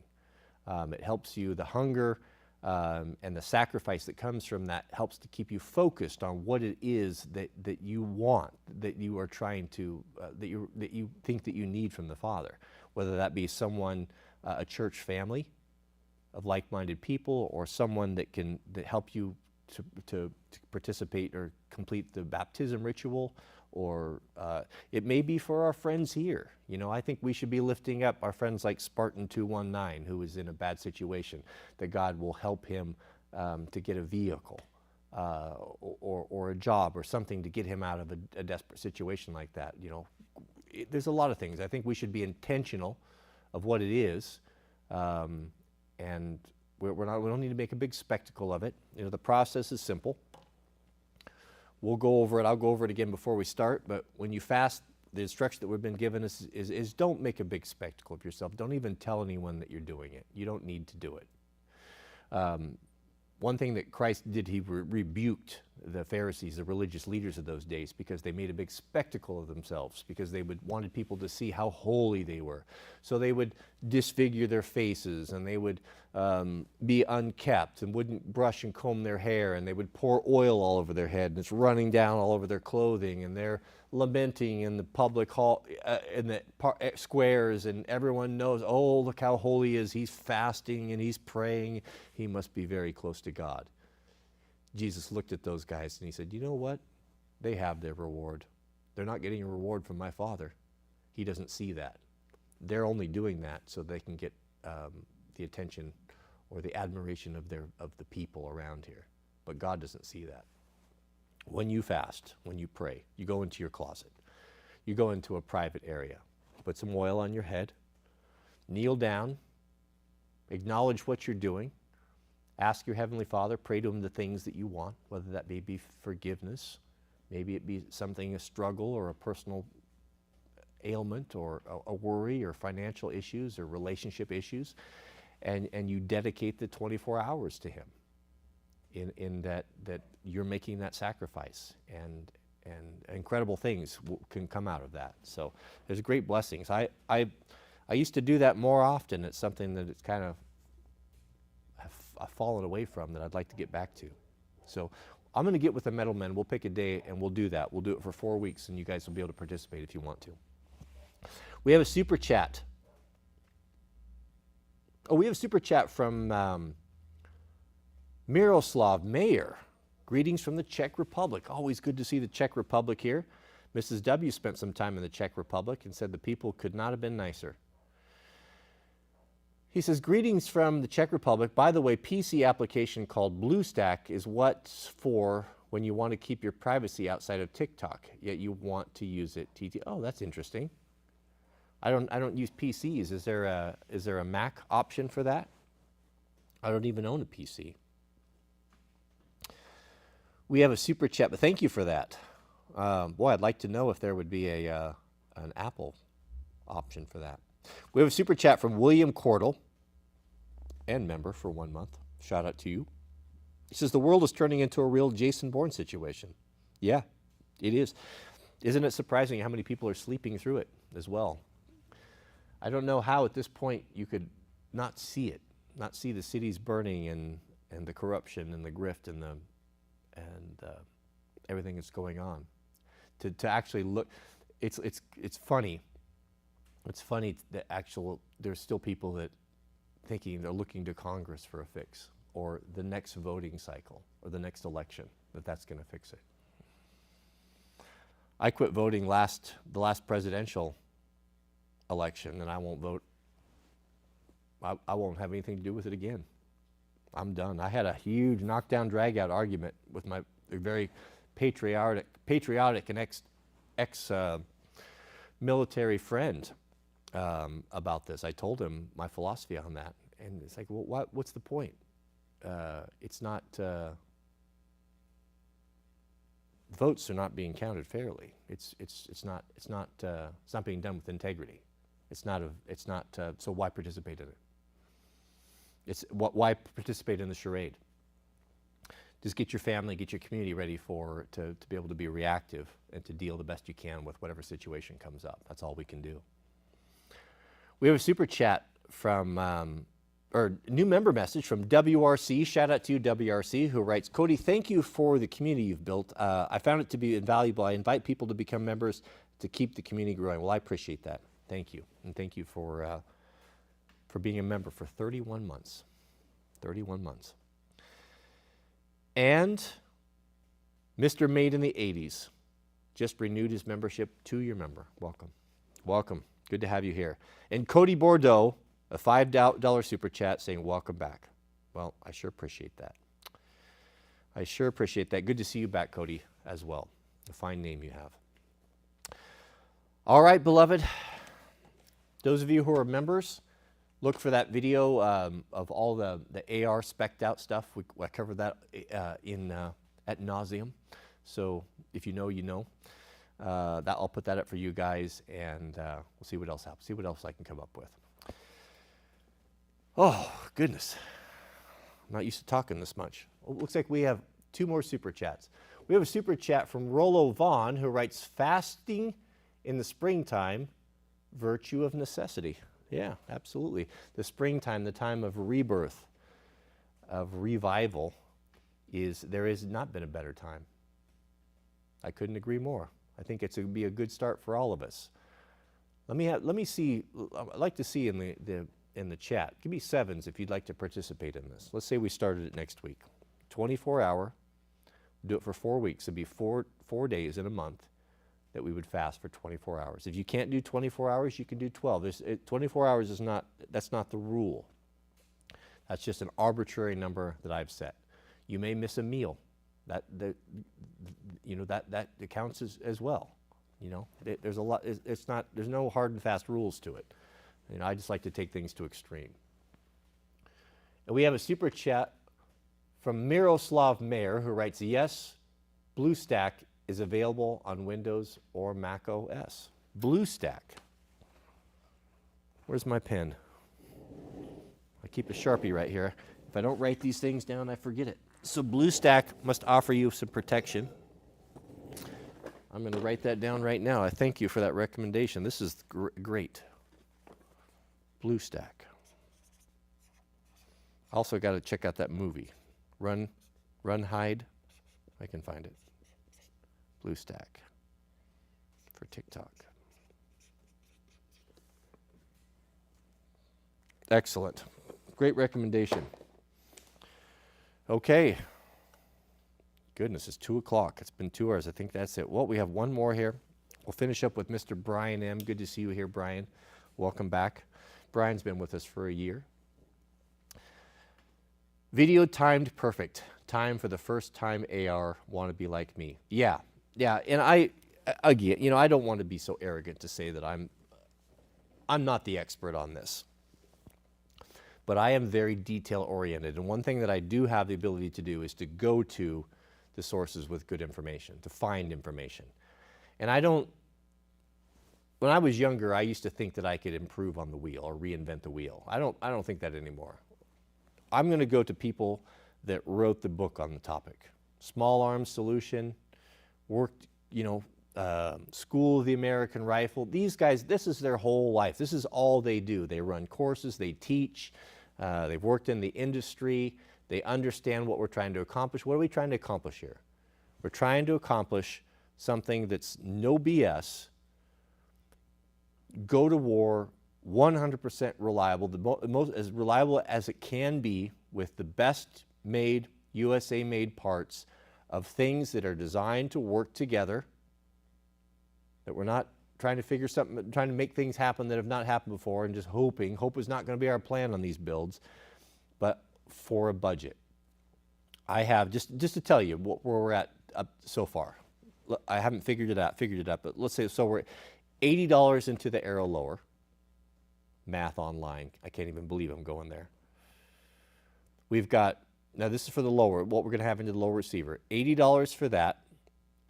$70 for buffer tube, castle nut, end plate, buffer, and buffer spring. So we're at 140, so let's say 150 right there. We're $80 for a trigger.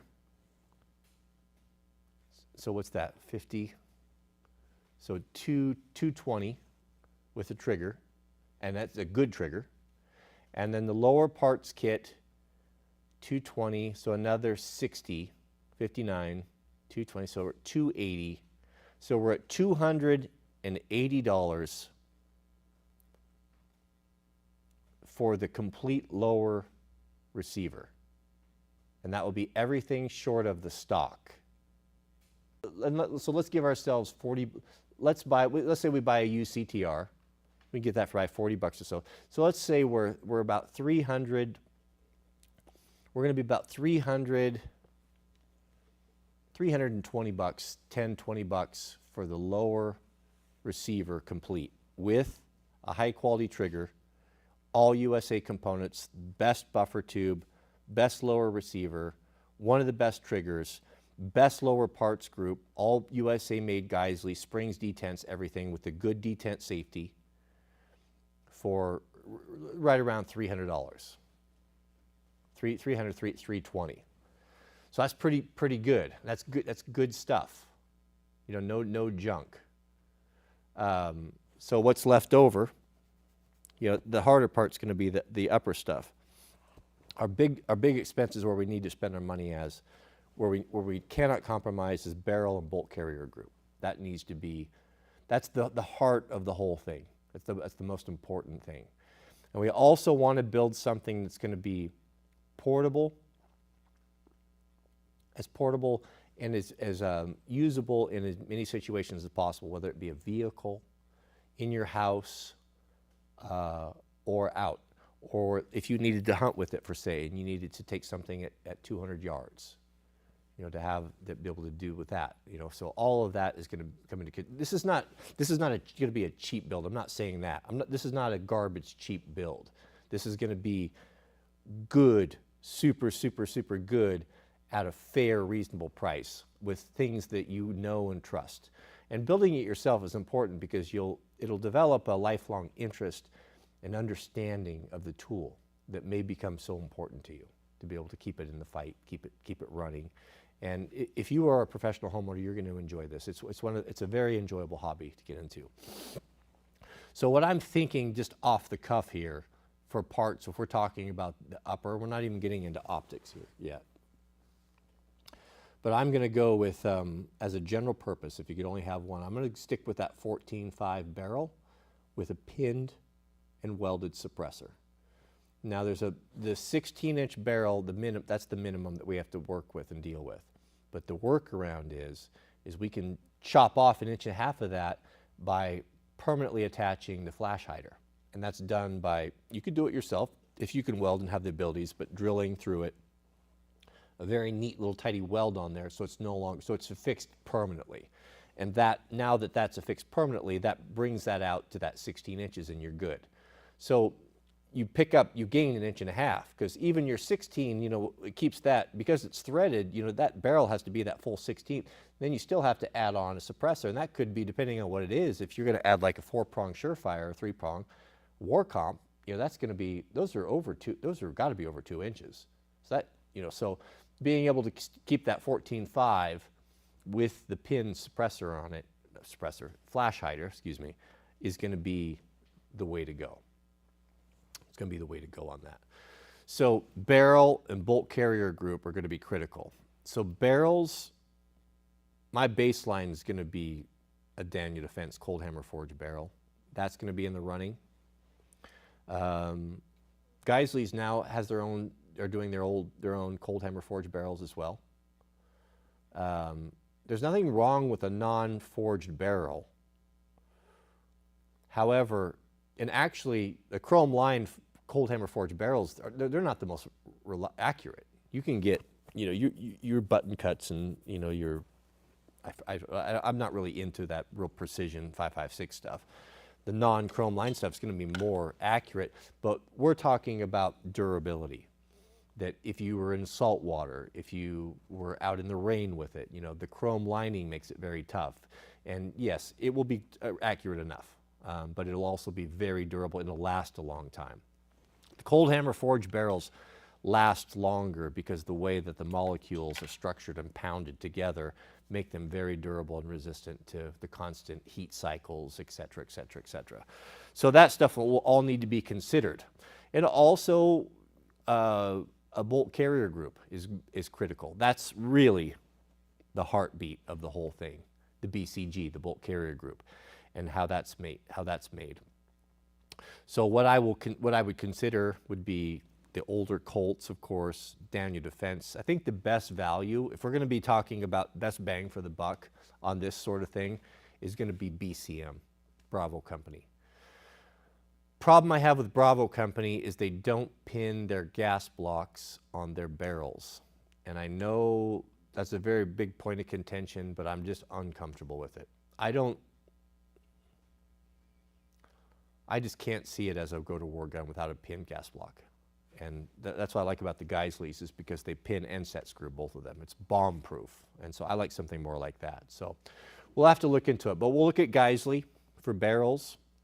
We'll look at, we won't rule out BCM. You know, BCM, we might not be able to, I was on their site the other day, we might not be able to build what we can get from BCM at that quality. Their prices are so good on their uppers. So it may be, let's say it could be that we decide, well, we're going to go with the Bravo Company upper and a 14.5. We can get it with a pin suppressor if we don't want to do it, or flash hider, excuse me. If we don't want to do it ourselves, there's no shame in that at all. If we can get a better deal, we're going to go for how we can get the best for the least amount of money. And then we could take that, we could take the handguard off, we could take it to a gunsmith, and for probably no more than 40 bucks, 50 bucks or so, we could have that gas block pinned. I'm assuming, if that's possible. I'm not super up on the Bravo Company. I haven't looked at them because that gas block thing's an issue with me. And I also want to know what the port size is. And then we'll also need to determine what's going to be the best buffer tube spring, and whether you're going to be doing running suppressed and that sort of thing. So there's a lot of things to talk about and to cover that we will geek out on this for. Oh, there's no end to it, as if I haven't alluded to that already. But that will be, we won't punish you guys. We'll just punish the members for that. 65 bucks, gentlemen. If you can pull a lever, wouldn't be a bad thing to have in your toolkit. We have a new member, Timon Warner. Welcome, Timon. And our last super chat is from Louis Rago. He says, can someone send an Amazon link for the machinery keys? I'll tell you what, I'll put up a short video of this. I'll do it right now. As soon as I shut the live stream down, I'll throw that up there. And give me a second, but I will put a link to those keys in the subject heading, and I'll pin it to the top comment. So look for that. Louis, I'll do that for you. You got it. You made that happen. All right. Thank you, beloved. Please keep us in your prayers. I don't know. You guys must have been praying for me. I got up this morning. I took my cold shower. I did my Wim Hof. Started back. I told you I started back at week 1. I'm on day 2. And I feel like I'm getting back in the saddle, and I appreciate your prayers. It's made a big difference. I feel a lot better today, and a lot happier, a lot more hopeful. So thank you for that, if that was you. May God bless you and your families. Please keep us in your prayers. We pray for you constantly, and we'll see you guys on tomorrow's live stream.